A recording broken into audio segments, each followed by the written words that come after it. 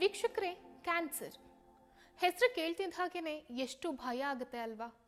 ಈ ಕ್ಯಾನ್ಸರ್ ಅನ್ನುವಂಥ ಮಾರಣಾಂತಿಕ ಕಾಯಿಲೆ ಯಾವಾಗ ಯಾರಿಗೆ ಹೇಗೆ ಬಂದಿರುತ್ತೆ ಅಂತಾನೆ ಗೊತ್ತಿರಲ್ಲ. ಕೆಲವ್ರಿಗಂತೂ ಲಾಸ್ಟ್ ಸ್ಟೇಜ್ ಹೋದ್ಮೇಲೆ ಗೊತ್ತಾಗಿರುತ್ತೆ, ಎಸ್ ನನಗೆ ಕ್ಯಾನ್ಸರ್ ಇದೆ, ಸೊ ಈ ಸ್ಟೇಜಲ್ಲಿ ನಾನಿದ್ದೀನಿ, ಬದುಕೋ ಸಾಧ್ಯತೆನೇ ಕಡಿಮೆ ಇದೆ, ಹೀಗೆಲ್ಲ ಇರುತ್ತೆ. ಸೊ ಇಂಥ ಸಿಚುಯೇಷನ್ಸ್ನ ಫೇಸ್ ಮಾಡ್ತಿರೋರು ಗೊತ್ತಿರುತ್ತೆ ಅವರ ಕಷ್ಟ, ಅವರ ನೋವು ಏನು ಅಂತ ಹೇಳಿ. ಸೊ ಈ ನಿಟ್ಟಿನಲ್ಲಿ ಇವತ್ತು ಇಂಟರ್ನ್ಯಾಷನಲ್ ಕ್ಯಾನ್ಸರ್ ಡೇನ ಸೆಲೆಬ್ರೇಟ್ ಮಾಡ್ತಾರೆ. ಯಾಕೆ ಈ ಕ್ಯಾನ್ಸರ್ ಡೇನ ಸೆಲೆಬ್ರೇಟ್ ಮಾಡ್ತೀವಿ ನಾವು?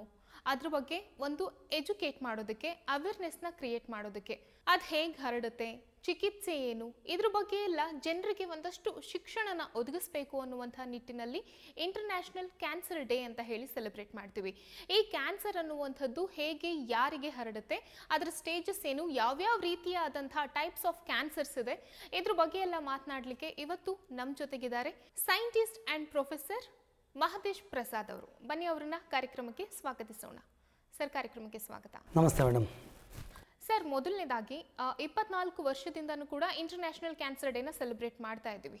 ಸೊ ಇದ್ರ ಬಗ್ಗೆ ಎಲ್ಲ ನಾವು ಚರ್ಚೆಯನ್ನು ಮಾಡೋಣ. ಆದರೆ ಅದಕ್ಕೂ ಮುಂಚೆ ಕ್ಯಾನ್ಸರ್ ಅಂದರೆ ಏನು ಮೇಡಮ್? ಇದು 2000 ಇಂಟರ್ನ್ಯಾಷನಲ್ ಕ್ಯಾನ್ಸರ್ ಡೇ ಮಾಡಬೇಕಂತ ಡಿಸೈಡ್ ಆಯಿತು. ಅದು ಪ್ಯಾರಿಸಲ್ಲಿ ಡಿಸೈಡ್ ಮಾಡ್ತಾರೆ. ಆವಾಗಲಿಂದನೂ ಎವ್ರಿ ಇಯರು ಕ್ಯಾನ್ಸರ್ ಡೇನ ಅಬ್ಸರ್ವ್ ಮಾಡ್ತಾಯಿದ್ದೀವಿ. ಏನಕ್ಕೆ ಅಂತಂದರೆ, ಈಗ ಗ್ರ್ಯಾಜುವಲಿ ಕ್ಯಾನ್ಸರ್ ಇನ್ಸಿಡೆನ್ಸಸ್ ರೇಟು ತುಂಬ ಜಾಸ್ತಿ ಆಗ್ತಾ ಹೋಗ್ತಾ ಇದೆ. ನಾಟ್ ಓನ್ಲಿ ಇಂಡಿಯಾದಲ್ಲೆಲ್ಲ almost world wide cancer incidence ತುಂಬ ಆಗ್ತಾ ಹೋಗ್ತಾ ಇದೆ. ಕ್ಯಾನ್ಸರ್ ಅಂದರೆ ಏನಂದರೆ abnormal growth of cells or malignant transformation. Abnormal growth of cells ಅಂದ್ರೇನು? ಫಾರ್ ಎಕ್ಸಾಂಪಲ್, ನಮ್ಮಲ್ಲಿ ನಾರ್ಮಲ್ ಆಗಿ ಹ್ಯೂಮನ್ ಬೀಯಿಂಗ್ಸಲ್ಲಿ ಸೆಲ್ಸು ಡಿವೈಡ್ ಆಗ್ತಾ ಇರುತ್ತೆ. ಅದು ಒಂದು ನಾರ್ಮಲ್ ರೇಟಲ್ಲಿ ಡಿವೈಡ್ ಆಗ್ತಾ ಇರುತ್ತೆ. ಬಟ್ ಕ್ಯಾನ್ಸರ್ ಏನಂತಂದರೆ ಅಬ್ನಾರ್ಮಲ್ ರೇಟಲ್ಲಿ ಡಿವೈಡ್ ಆಗೋಕ್ಕೆ ಶುರು ಆಗುತ್ತೆ. ಅನ್ಕಂಟ್ರೋಲ್ಡ್ ಗ್ರೋತ್ ಅಂತ ಹೇಳ್ತೀವಿ. ಸೊ ಯಾವುದೇ ಪಾರ್ಟಲ್ಲಿ ಯಾವುದೇ ಸೆಲ್ಸು ಕಂಟ್ರೋಲ್ ಇಲ್ದಲೇ ಗ್ರೋತ್ ಆಗೋದನ್ನ ಕ್ಯಾನ್ಸರ್ ಅಂತ ಹೇಳ್ತೀವಿ. So this is one single line explanation for cancer. Just uncontrolled growth or transformation of cells. ಅಂದರೆ ಟ್ರಾನ್ಸ್ಫಾರ್ಮೇಷನ್ ಅಂದರೆ ನಾರ್ಮಲ್ ಆಗಿ ಒಂದು ಫಿಸಿಯಲಾಜಿಕಲ್ ಕ್ಯಾರೆಕ್ಟರಿಸ್ಟಿಕ್ಸ್ ಇರುತ್ತೆ ಸೆಲ್ಸ್ಗೆ. ಟ್ರಾನ್ಸ್ಫಾರ್ಮ್ ಆಗೋದಂದರೆ ಆ ಫಿಸಿಯಲಾಜಿಕಲ್ ಕ್ಯಾರೆಕ್ಟರಿಸ್ಟಿಕ್ ಬೌಂಡ್ರೀಸ್ನ ದಾಟಿ ಇಟ್ ಸ್ಟಾರ್ಟ್ ಟು ಗ್ರೋ. ಆಗ ನಮಗೆ ಕ್ಯಾನ್ಸರ್ ಅಂತ ಹೇಳ್ತೀವಿ ಆ ಸೆಲ್ಸ್ನ. ಓಕೆ ಸರ್, ಈ ಹಿಂದೆ ನೀವು 2019 ಕೋವಿಡ್ ಟೈಮಲ್ಲಿ ಇಂಟರ್ನ್ಯಾಷನಲ್ ಲೆವೆಲಲ್ಲಿ ನೀವು ಕೂಡ ಅಲ್ಲಿ ಹೋಗಿ ಕೋವಿಡ್ಗೆ ಸಂಬಂಧಪಟ್ಟ ಹಾಗೆ ರಿಸರ್ಚನ್ನ ಮಾಡಿದ್ರಿ. ಕರೆಕ್ಟ್. ಹಾಗೆಯೇ ಈ ಕ್ಯಾನ್ಸರ್ಗೆ ಸಂಬಂಧಪಟ್ಟ ಹಾಗೆ ನೀವೇನಾದರೂ ರಿಸರ್ಚ್ ಏನಾದರೂ ಮಾಡಿದ್ರಾ? ಹೌದು, ನಾನು ಆಲ್ಮೋಸ್ಟ್ 6 ವರ್ಷಗಳ ಕಾಲ ಕ್ಯಾನ್ಸರ್ ಮೇಲೆ ರಿಸರ್ಚ್ ಮಾಡಿದ್ದೀನಿ. ಅಮೆರಿಕಾದಲ್ಲಿ 3 ವರ್ಷಗಳ ಕಾಲ ಹರ್ಪಿಸ್ ವೈರಸ್ ಅಸೋಸಿಯೇಟೆಡ್ ಕ್ಯಾನ್ಸರ್ಸ್ ಅಂತ ಬರುತ್ತೆ. ಈ ಕ್ಯಾನ್ಸರಲ್ಲೇ ಒಂದು ಟೈಪ್ ಕ್ಯಾನ್ಸರು ವೈರಲ್ ಇನ್ಫೆಕ್ಷನಿಂದ ಬರುತ್ತೆ. For example cervical cancer HPV ಇನ್ಫೆಕ್ಷನಿಂದ ಬರುತ್ತೆ. ಅದೇ ಥರ ಹರ್ಪಿಸ್ ವೈರಸ್ ಅಂತ ಇದೆ, ಅದರಲ್ಲಿ ಪರ್ಟಿಕ್ಯುಲರ್ಲಿ ಎಪ್ಸ್ಟೀನ್ ಬಾರ್ ವೈರಸ್ ಅಂತ ಬರುತ್ತೆ. ಸೊ ಅದ್ರ ಅಸೋಸಿಯೇಟೆಡ್ ವೈರಲ್ ಅಸೋಸಿಯೇಟೆಡ್ ಕ್ಯಾನ್ಸರ್ಸ್ ಮೇಲೆ ನಾನು 3 ವರ್ಷ ಅಮೆರಿಕಾದಲ್ಲಿ ಕೆಲಸ ಮಾಡಿದ್ದೆ. ಅದಾದಮೇಲೆ almost 3 years hematopoietic stem cells ಅಂತ ಬರುತ್ತೆ, ಅಂದರೆ ಬ್ಲಡ್ ಕ್ಯಾನ್ಸರ್ ರಿಲೇಟೆಡ್ ವರ್ಕ್ನ ಸ್ವೀಡನಲ್ಲಿ 3 ಇಯರ್ಸ್ ಮಾಡಿದೆ. ಆಲ್ಮೋಸ್ಟ್ 6 ಇಯರ್ಸು ನಾನು ಕ್ಯಾನ್ಸರ್ ಮೇಲೆ ವರ್ಕ್ ಮಾಡಿದ್ದೀನಿ. ಸೊ ಹಾಗಾಗಿ ಈ ಕ್ಯಾನ್ಸರ್ ಡೇಗೆ ನನಗೆ ಕೆಲವು ಇನ್ಫಾರ್ಮೇಷನ್ಸ್ ಚೆನ್ನಾಗಿ ಗೊತ್ತಿರೋದ್ರಿಂದ I can educate some people at least. Definitely ಅದಕ್ಕೋಸ್ಕರನೇ ನಿಮ್ಮನ್ನು ಕರೆಸಿ ಕ್ಯಾನ್ಸರ್ ಬಗ್ಗೆ ನಾವು ಮಾತನಾಡ್ತಾ ಇದ್ದೀವಿ. ಸರ್, ಹಾಗೇನೆ ಯಾವ್ಯಾವ ಥರದಾದಂತಹ ಕ್ಯಾನ್ಸರ್ಗಳು ಕಾಣಿಸ್ಕೊಳ್ಳುತ್ತೆ? ಸೊ ಟೈಪ್ಸ್ ಆಫ್ ಕ್ಯಾನ್ಸರ್ ಅಂತ ಬಂದಾಗ ನಮ್ಮಲ್ಲಿ ಮೇಜರ್ಲಿ 6 ಟೈಪ್ಸ್ ಆಫ್ ಕ್ಯಾನ್ಸರ್ ಇರುತ್ತೆ. ಅದರಲ್ಲಿ ಒಂದು ಕಾರ್ಸಿನೋಮಾ ಅಂತ ಹೇಳ್ತಾರೆ. ಕಾರ್ಸಿನೋಮಾ ಅಂದರೆ ಏನಂತ ಅಂದರೆ ಸ್ಕಿನ್ ಅಥವಾ ಇಂಟರ್ನಲ್ ಆರ್ಗನ್ ಲೈನಿಂಗಲ್ಲಿ ಯಾವುದಾದ್ರು ಕ್ಯಾನ್ಸರ್ ಬಂದರೆ ಅದಕ್ಕೆ ಕಾರ್ಸಿನೋಮಾ ಅಂತ ಹೇಳ್ತಾರೆ. ಯಾವುದು example? Breast cancer, liver cancer, pancreatic cancer, ಇದೆಲ್ಲ ಇಂಟರ್ನಲ್. ಆಮೇಲೆ ಸ್ಟೊಮಕ್ ಕ್ಯಾನ್ಸರ್, ಇದೆಲ್ಲ ಇಂಟರ್ನಲ್ ಲೈನಿಂಗ್ ಇರುತ್ತಲ್ಲ, ಅಲ್ಲಿ ಕ್ಯಾನ್ಸರ್ ಅರೈಸ್ ಆದರೆ ಇದನ್ನೇನಂತ ಹೇಳ್ತಾರೆ? ಕಾರ್ಸಿನೋಮಾ ಅಂತ ಹೇಳ್ತಾರೆ. ಸಾರ್ಕೋಮಾ ಅಂತ ಒಂದಿದೆ. ಸಾರ್ಕೋಮಾ ಅಂದರೆ ಯಾವುದು ಅಂದರೆ ಕನೆಕ್ಟಿವ್ ಟಿಶ್ಯೂಸು ಅಥವಾ ಸಪೋರ್ಟಿಂಗ್ ಟಿಶ್ಯೂಸ್ ಅಂತ. ಈಗ ಫಾರ್ ಎಕ್ಸಾಂಪಲ್ ಬೋನು, ಆಸ್ಟಿಯೋಸಾರ್ಕೋಮಾ ಅಂತ ಹೇಳ್ತಾರೆ. ಬೋನ್ ಕ್ಯಾನ್ಸರ್ ಅಂತ ಹೇಳ್ತಾರಲ್ಲ, ಅದೆಲ್ಲ ಒಂದು ಟೈಪ್ ಆಫ್ ಕ್ಯಾನ್ಸರ್ಸ್. ಅದು ಬಿಟ್ಟರೆ ಥರ್ಡ್ ಟೈಪು ಲ್ಯುಕೇಮಿಯಾ ಅಂತ ಹೇಳ್ತೀವಿ. ಲ್ಯುಕೇಮಿಯಾ ಅಂತಂದರೆ WBC ಅಂತ ನಮ್ಮಲ್ಲಿ ಇರುತ್ತೆ, ಇಮ್ಯೂನ್ಸ್ ವೈಟ್ ಬ್ಲಡ್ ಸೆಲ್ಸ್ ಅಂತ ಇರುತ್ತೆ. ವೈಟ್ ಬ್ಲಡ್ ಸೆಲ್ಸಲ್ಲಿ ಏನಾದ್ರು ಕ್ಯಾನ್ಸರ್ ಬಂದರೆ ಅದು ಲ್ಯುಕೇಮಿಯಾ ಕ್ಯಾಟಗರಿಗೆ ಬರುತ್ತೆ. ಬಟ್ ಅದನ್ನ ಏನಂತ ಹೇಳ್ತಾರೆ? ಲಿಕ್ವಿಡ್ ಟ್ಯೂಮರ್ಸ್ ಅಂತ ಹೇಳ್ತಾರೆ. ಈಗ ಫಸ್ಟ್ ಸಾರ್ಕೋಮಾ ಮತ್ತು ಕಾರ್ಸಿನೋಮಾ ಇದೆಯಲ್ಲ, ಅದು ಸಾಲಿಡ್ ಟ್ಯೂಮರ್ಸ್. ಅಂದರೆ ಈಗ ನೇಮ್ ಹೇಳ್ದಂಗೆ ಅದು ಸಾಲಿಡ್, ಅಂದರೆ ಒಂದು ಟಿಶ್ಯೂನಲ್ಲಿ ಮಾಸ್ ಪ್ರೊಡಕ್ಷನ್ ಆಗ್ತಾ ಹೋಗುತ್ತೆ. ಬಟ್ ಈ ಲಿಕ್ವಿಡ್ ಟ್ಯೂಮರ್ಸ್ ಏನಂತಂದರೆ ಅದು ಥ್ರೂಔಟ್ ಬಾಡಿ ಓಡಾಡ್ತಾ ಇರುತ್ತೆ. ಅದೊಂದು one of the drawback of liquid tumours. ಈ ಲ್ಯುಕೇಮಿಯಾ ಜೊತೆಗೆ ಇನ್ನೊಂದು ಮಯಲೋಮಾ ಅಂತ ಬರುತ್ತೆ. ಮಯೋಲೋಮಾ ಏನಂತಂದರೆ ಅದು ಇಮ್ಯೂನ್ ಸೆಲ್ಸ್ ರಿಲೇಟೆಡ್, ನಮ್ಮದು ಬ್ಲಡ್ ಫಾರ್ಮಿಂಗ್ ಸೆಲ್ಸ್ ಇರುತ್ತಲ್ಲ ಅದರಲ್ಲಿ ಇಮ್ಯೂನ್ ಸೆಲ್ಸ್ ರಿಲೇಟೆಡ್ ಒಂದು ಕ್ಯಾನ್ಸರ್, ಅದು liquid tumours, blood cancer type, one of that blood cancer type. ಅದಾದಮೇಲೆ ಬ್ರೈನ್ ಕ್ಯಾನ್ಸರ್ ಅಥವಾ ಸ್ಪೈನಲ್ ಕಾರ್ಡ್ ಕ್ಯಾನ್ಸರ್ ಅಂತ ಹೇಳ್ತೀವಿ. ಬ್ರೈನ್ ಕ್ಯಾನ್ಸರ್ ಅಂದರೆ ನ್ಯೂರೋನಲ್ ಸೆಲ್ಸು ಡೈರೆಕ್ಟ್ಲಿ ಇನ್ವಾಲ್ವ್ ಆಗಿರುತ್ತೆ. ಸೊ ಇದು these are all the different types of cancers. So ಈ different type of cancers majorly world ಪಾಪ್ಯುಲೇಷನ್ನ ಕಾರ್ಸಿನೋಮಾಯಿಂದ ಸಫರ್ ಆಗ್ತಾ ಇದೆ ಮೇಜರ್ಲಿ. ಸೊ ಇದು ಡಿಫ್ರೆಂಟ್ ಟೈಪ್ಸ್ ಆಫ್ ಕ್ಯಾನ್ಸರ್ಸ್. ಇದನ್ನು ಬಿಟ್ಟರೆ ಕ್ಯಾನ್ಸರಲ್ಲೇ ಐಡೆಂಟಿಫಿಕೇಷನಲ್ಲಿ 3 ಟೈಪ್ ಇರುತ್ತೆ. ಒಂದು ಬಿನೈನ್ ಟ್ಯೂಮರ್ಸ್ ಅಂತ ಹೇಳ್ತಾರೆ, ಇನ್ನೊಂದು ಟ್ಯೂಮರ್ಸ್, ಇನ್ನೊಂದು ಪ್ರೀ ಕ್ಯಾನ್ಸರಸ್ ಸೆಲ್ಸ್ ಅಂತ ಅಥವಾ ಪ್ರೀ ಟ್ಯೂಮರ್ಸ್ ಅಂತ ಹೇಳ್ತೀವಿ. ಯಾವ ಥರ ಅಂದರೆ ಬಿನೈನ್ ಅಂದರೆ ಈಗ ಫಾರ್ ಎಕ್ಸಾಂಪಲ್ ನಮ್ಮಲ್ಲಿ ಯಾವುದೇ ಪಾರ್ಟ್ ಆಫ್ ದ ಬಾಡಿಲಿ ಒಂದು ಟಿಶ್ಯೂ ಮಾಸ್ ಗ್ರೋತ್ ಆಗುತ್ತೆ. ಒಂದು ಕ್ಯಾನ್ಸರ್ ಅಂದರೆ ಟರ್ಮಿನಾಲಜಿ ಅಂತ ಹೇಳಿದೆ ಅಂದರೆ uncontrolled growth, cell growth. So ನಮ್ಮ ಬಾಡಿಲಿ ಕೆಲವು ಸರಿ ನೀವು ಅಬ್ಸರ್ವ್ ಮಾಡಿರ್ಬೋದು, ಕೆಲವು ಪಾರ್ಟ್ಸಲ್ಲಿ ಒಂದು ಟಿಶ್ಯೂ ಮಾಸ್ ಫಾರ್ಮ್ ಆಗುತ್ತೆ. ಬಟ್ ಅದು ಏನಂದರೆ ಅದು ಮಾಸ್ ರ್ಯಾಪಿಡಾಗಿ ಡಿವೈಡ್ ಆಗಿರುತ್ತೆ, ಬಟ್ ಅದು ಬೇರೆ ಕಡೆ ಸ್ಪ್ರೆಡ್ ಆಗಲ್ಲ. ಅದನ್ನು ಬಿನೈನ್ ಟ್ಯೂಮರ್ಸ್ ಅಂತ ಹೇಳ್ತಾರೆ. ಅಂದರೆ it is not A cancer cells. But ಹೇಗೆ ಕಾಣಿಸ್ತಿರುತ್ತೆ? ಅದು ಸೇಮ್ ಒಂದು ಕ್ಲಮ್ಸ್ ಇರುತ್ತೆ ಬಾಡಿ ಮೇಲೆ. ಫಾರ್ ಎಕ್ಸಾಂಪಲ್ ಲಿಪೋಮಾ ಅಂತ ಹೇಳ್ತಾರೆ, ಫ್ಯಾಟ್ ಡಿಪೋಸಿಷನ್ ಆಗಿ ಕೆಲವರು ಮೈ ಮೇಲೆಲ್ಲ ದಪ್ಪದು ಗಂಟು ಥರ ಆಗಿರುತ್ತೆ. ಸೊ ಅದು ಆ್ಯಕ್ಚುಲಿ ಬಿನೈನ್ ಟ್ಯೂಮರ್ಸ್, ಅಂದರೆ it is not a cancerous cells. ಅದು ಯಾವಾಗ you need to have a careful observation ಅಂದರೆ ಅದು ಕೆಲವು ಸಲ ಪೈನ್ ಕೊಡೋಕ್ಕೆ ಶುರು ಆಗುತ್ತೆ. ಮತ್ತು ಅದು ಆ ಸೈಜ್ ಆಫ್ ದ ಸೈಜ್ ಇರುತ್ತಲ್ಲ ಅದು ಮಾಸ್ದು ಅದು ಇನ್ಕ್ರೀಸ್ ಆಗಬಾರ್ದು, ಆಗ ಮಾತ್ರ ಇಟ್ ಈಸ್ ವೆರಿ ಕನ್ಸರ್ನಿಂಗ್. ಅಲ್ಲಿವರೆಗೆ ಅದು ಕ್ಯಾನ್ಸರಸ್ ಅಲ್ಲ, it's just a mass of mass. So ಅದು ಬಿನೈನ್ ಟ್ಯೂಮರ್ಸು. ಕ್ಯಾನ್ಸರಸ್ ಅಂದರೆ ನಾನು ಆಗಲೇ ಹೇಳ್ದಂಗೆ ರ್ಯಾಪಿಡ್ಲಿ ಡಿವೈಡಿಂಗ್ ಸೆಲ್ಸು, ರ್ಯಾಪಿಡಾಗಿ ಸ್ಪ್ರೆಡ್ ಆಗ್ತಾ ಇರುತ್ತದು. ಬಟ್ ಅದನ್ನು ಏನು ಹೇಳ್ತೀವಿ, ಅದು ಕ್ಯಾನ್ಸರ್ಸ್. ಪ್ರೀ ಕ್ಯಾನ್ಸರಸ್ ಅಂದರೆ ಇನ್ಷಿಯಲ್ ಸ್ಟೇಜ್ ಆಫ್ ಕ್ಯಾನ್ಸರ್. ನಿಮಗೆ ಕೆಲವು ಸಲ ಅದು ಗೊತ್ತಾಗುತ್ತೆ ಇನ್ಷಿಯಲ್ ಸ್ಟೇಜಲ್ಲಿ, ಇನ್ನೊಂದು ಸಲ ಗೊತ್ತಾಗಲ್ಲ. ಅದೇ ಅನ್ಫಾರ್ಚುನೇಟ್ ಥಿಂಗ್ ಇದರಲ್ಲಿ ಕ್ಯಾನ್ಸರಲ್ಲಿ. ಸರ್, ಈಗ ಮನುಷ್ಯನಲ್ಲೇ ದೇಹದಲ್ಲಿ ಸುಮಾರು ಕಡೆ ಈ ತರ ಒಂದೊಂದು ಗಂಟುಗಳು ಕಾಣಿಸ್ಕೊಳ್ಳುತ್ತೆ. ಕರೆಕ್ಟ್. ಸೊ ಆ ತರ ಈ ಕಾರ್ಯಕ್ರಮನ ನೋಡ್ತಾ ಇರೋರು ಕೂಡ ನನಗೇನಾದ್ರೂ ಕ್ಯಾನ್ಸರ್ ಬಂದ್ಬಿಟ್ಟಿದೆಯಾ, ಈ ತರ ಎಲ್ಲ ಇದೆಯಲ್ಲ ಅಂತ ಅಂದ್ಕೊಳ್ಬಹುದಾ, ಹೇಗೆ? ಮೇಡಮ್, ಇದು ವೆರಿ ಗುಡ್ ಕ್ವೆಶ್ಚನ್ ಆ್ಯಕ್ಚುಲಿ. ಈಗ ಪರ್ಟಿಕ್ಯುಲರ್ಲಿ 2 ಥರ ಡಿಫ್ರೆನ್ಷಿಯೇಟ್ ಮಾಡ್ಬೋದು. ಪರ್ಟಿಕ್ಯುಲರ್ಲಿ ಮೇಲ್ ಮತ್ತು ಫೀಮೇಲಲ್ಲಿ ಡಿಫ್ರೆನ್ಷಿಯೇಟ್ ಮಾಡಿದಾಗ ಈ ಥರ ಗಂಟುಗಳು ನಾನು ಆಗಲೇ ಹೇಳಿದಾಗೆ ಮಾಸ್ ಏನಾದ್ರು ಇದ್ದರೆ ಅದು ಸ್ಪ್ರೆಡ್ ಆಗ್ತಿರಬಾರ್ದು, first thing. Second thing continuous pain ಬರ್ತಾ ಇರಬಾರ್ದು, ಅದು ಯಾವುದೇ ಪೇಯ್ನ್ ಇರಬಾರ್ದು, ಅಥವಾ ರೆಡ್ನೆಸ್ ಸ್ವೆಲ್ಲಿಂಗ್ ಇರಬಾರ್ದು. ಅದು ಕಂಟಿನ್ಯೂಸ್ಸು ಇದು ಡಿಸ್ಕಂಫರ್ಟ್ ಫೀಲ್ ಮಾಡ್ತಿದ್ರೆ ನೀವು ಡಾಕ್ಟರ್ ಹತ್ರ ಇಮಿಡಿಯೇಟ್ ಹೋಗಬೇಕಾಗುತ್ತೆ. ಬಟ್ ಅದೇನು ನಿಮಗೆ ಪೇಯ್ನ್ ಕೊಡ್ತಾ ಇಲ್ಲ, ಅದ್ರ ಪಾಡಗದಿದೆ ಅಂತ ಅಂದರೆ ನಥಿಂಗ್ ಟು ವರಿ. ಬಟ್ ಇದೇ ಕಂಡೀಷನ್ನು ಹೆಂಗಸರಲ್ಲಿ ಬ್ರೆಸ್ಟಲ್ಲಿ ಏನಾರು ಬಂತಂದರೆ ಇಮ್ಮಿಡಿಯೇಟು ಅದು ಗಂಟಿತ್ತು ಅಂತಂದರೆ they have to go and see the doctor. ಯಾಕೆಂದರೆ ಬ್ರೆಸ್ಟ್ ಕ್ಯಾನ್ಸರಲ್ಲಿ ಸ್ಟಾರ್ಟ್ ಆಗೋದೇ ಆ ಥರ ಸ್ಮಾಲ್ ಒಂದು ಗಂಟಿಂದ ಶುರು ಆಗುತ್ತೆ. ಸೊ ಆ ಥರ ಪರ್ಟಿಕ್ಯುಲರ್ಲಿ ಫೀಮೇಲ್ಸಲ್ಲಿ ಅದು ಪೇಯ್ನ್ ಇರಲಿ ಇಲ್ಲದೆ ಹೋಗಲಿ, better thing is they have to go and see the doctor, particularly ಫೀಮೇಲಲ್ಲಿ.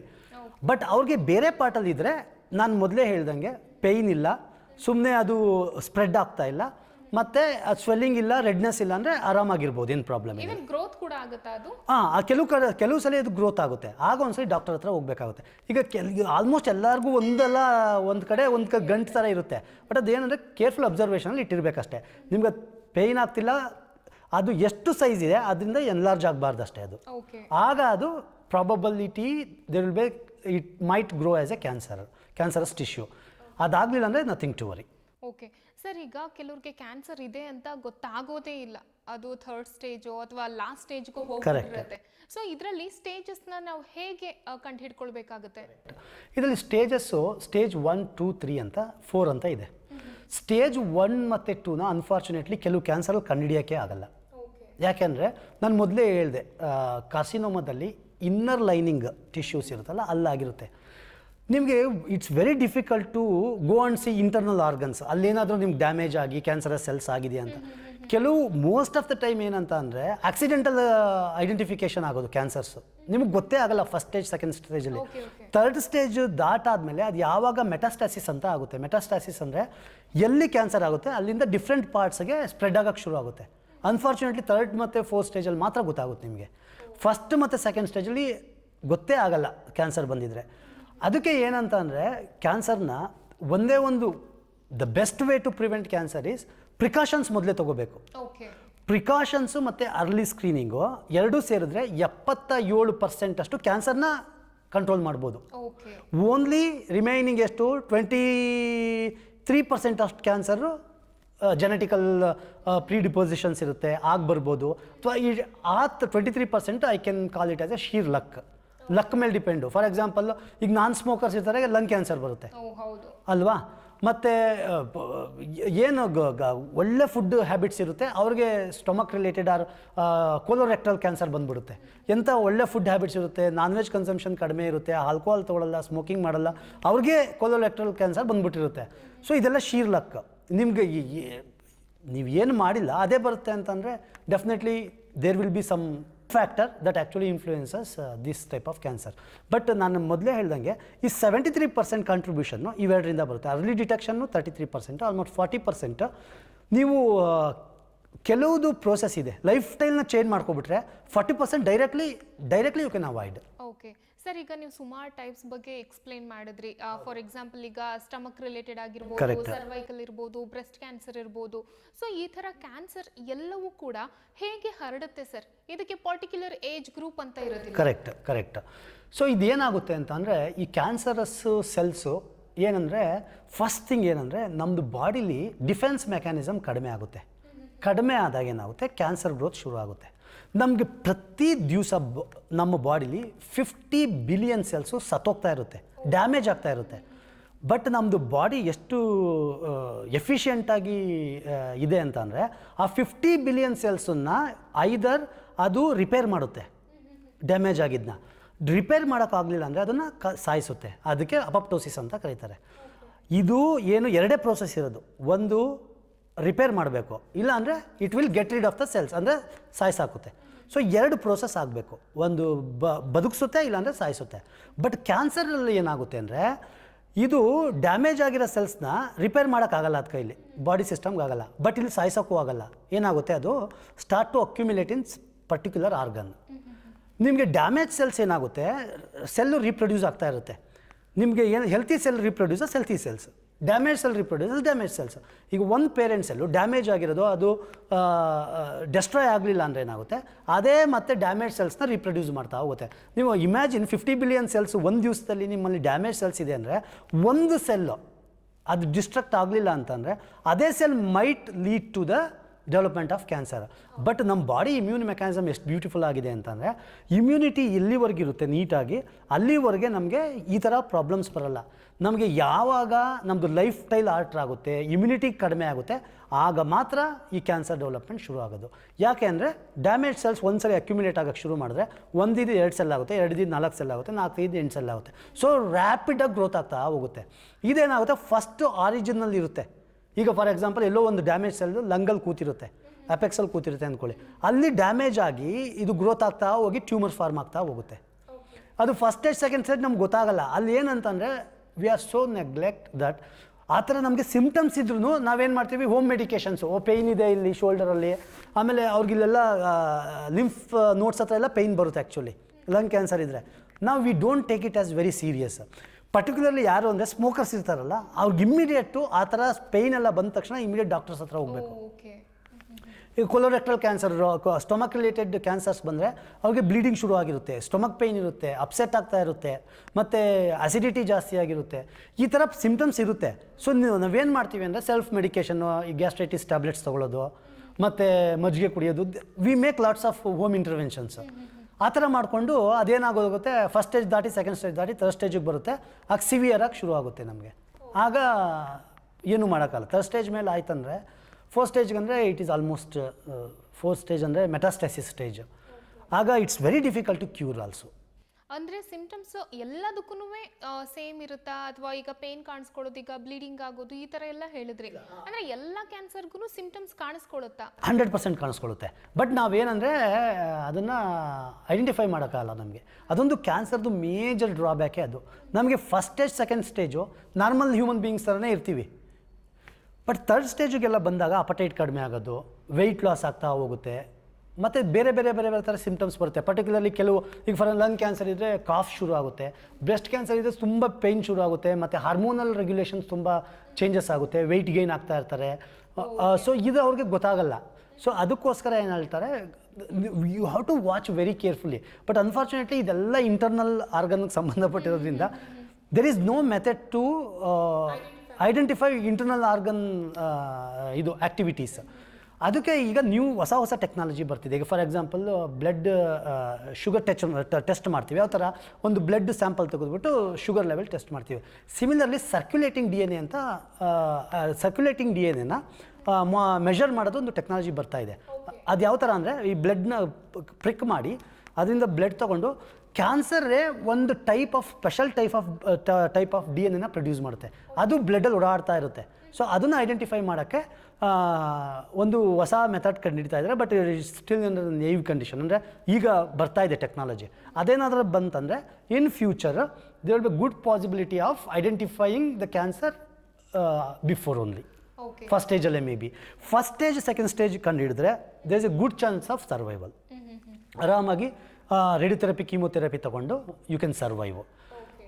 ಬಟ್ ಈಗಿನ ಕಂಡೀಷನ್ಲಿ due to lots of medical research cancer incidence ಜಾಸ್ತಿ ಆಗ್ತಿದೆ, ಸರ್ವೈವಲ್ ರೇಟು ಜಾಸ್ತಿ ಆಗ್ತಿದೆ. ಆಯಿತಾ, ಅರ್ಥ ಆಯಿತಾ? ಅಂದರೆ survival rate is equal to experiencing trauma. Pain ಜಾಸ್ತಿ ಇರುತ್ತೆ. ನಾವು ಏನಂದರೆ ಅದು ಆ್ಯಕ್ಚುಲಿ ನಮಗೆ ಸರ್ವೈವ್ ಮಾಡ್ಬೋದೇ ಹೊರತು you cannot completely save them. ಈಗ ಸರ್ವೈವಬಿಲಿಟಿ ಅಂದರೆ ಈಗ 2 years ಇದು 6 years 10 years ಮಾಡ್ಬೋದು. But you cannot really save them. But ಏನಂತಂದರೆ ಈಗ ಫಾರ್ ಎಕ್ಸಾಂಪಲ್ ಯಾವುದೋ ಮನುಷ್ಯನಿಗೆ 50 ವರ್ಷ ಬಂತು. ಆ 50 ವರ್ಷದಲ್ಲಿ ಬಂದರೆ 10 ವರ್ಷ ಸೇವ್ ಮಾಡ್ತೀವಿ, ಇನ್ನೊಂದು 2-3 years ಹಂಗೆ ಪ್ರೊಲಾಂಗ್ ಮಾಡ್ತಾ. ಸೊ ಆ್ಯಾವ್ರೇಜ್ ಲೈಫ್ ಸ್ಪ್ಯಾನ್ 70 ಇತ್ತು ಅಂದರೆ ಹತ್ತತ್ರ ನೀವು ಅಲ್ಲಿಗೆ ತಗೊಂಡೋಗ್ಬೋದು.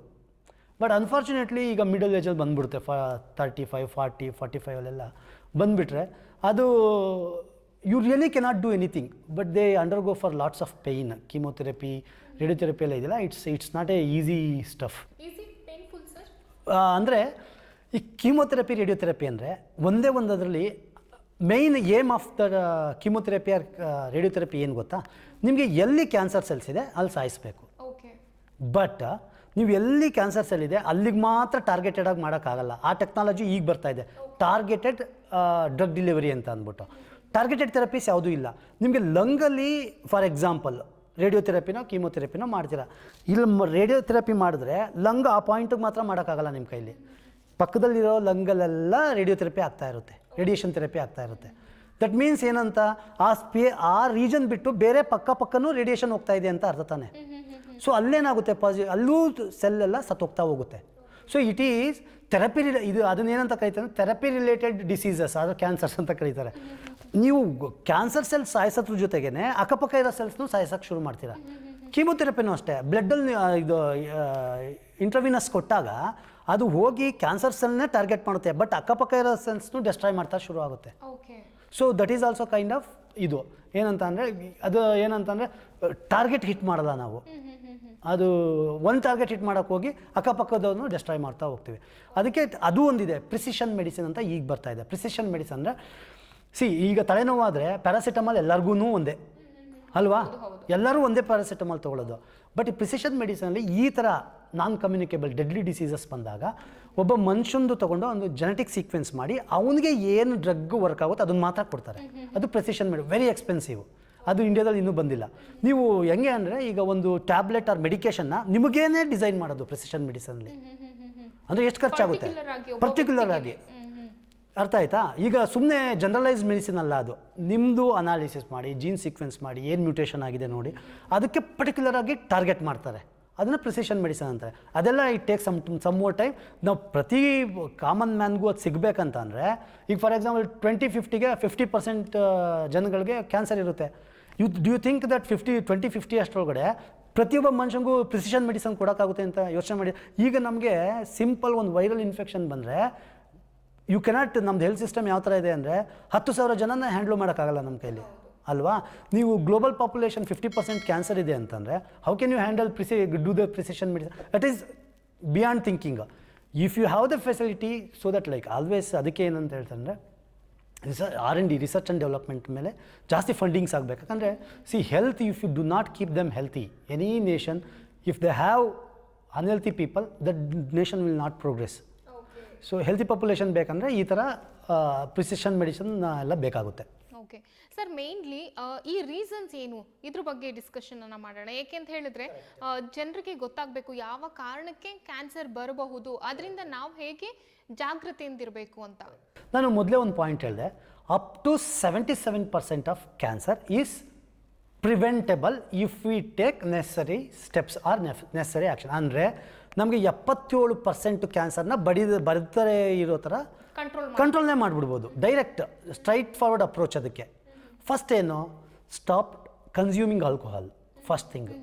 ಸ್ಮೋಕಿಂಗ್, ಆಮೇಲೆ not taking healthy diet. Healthy diet ಅಂದರೆ nutritious food which consist of fibres.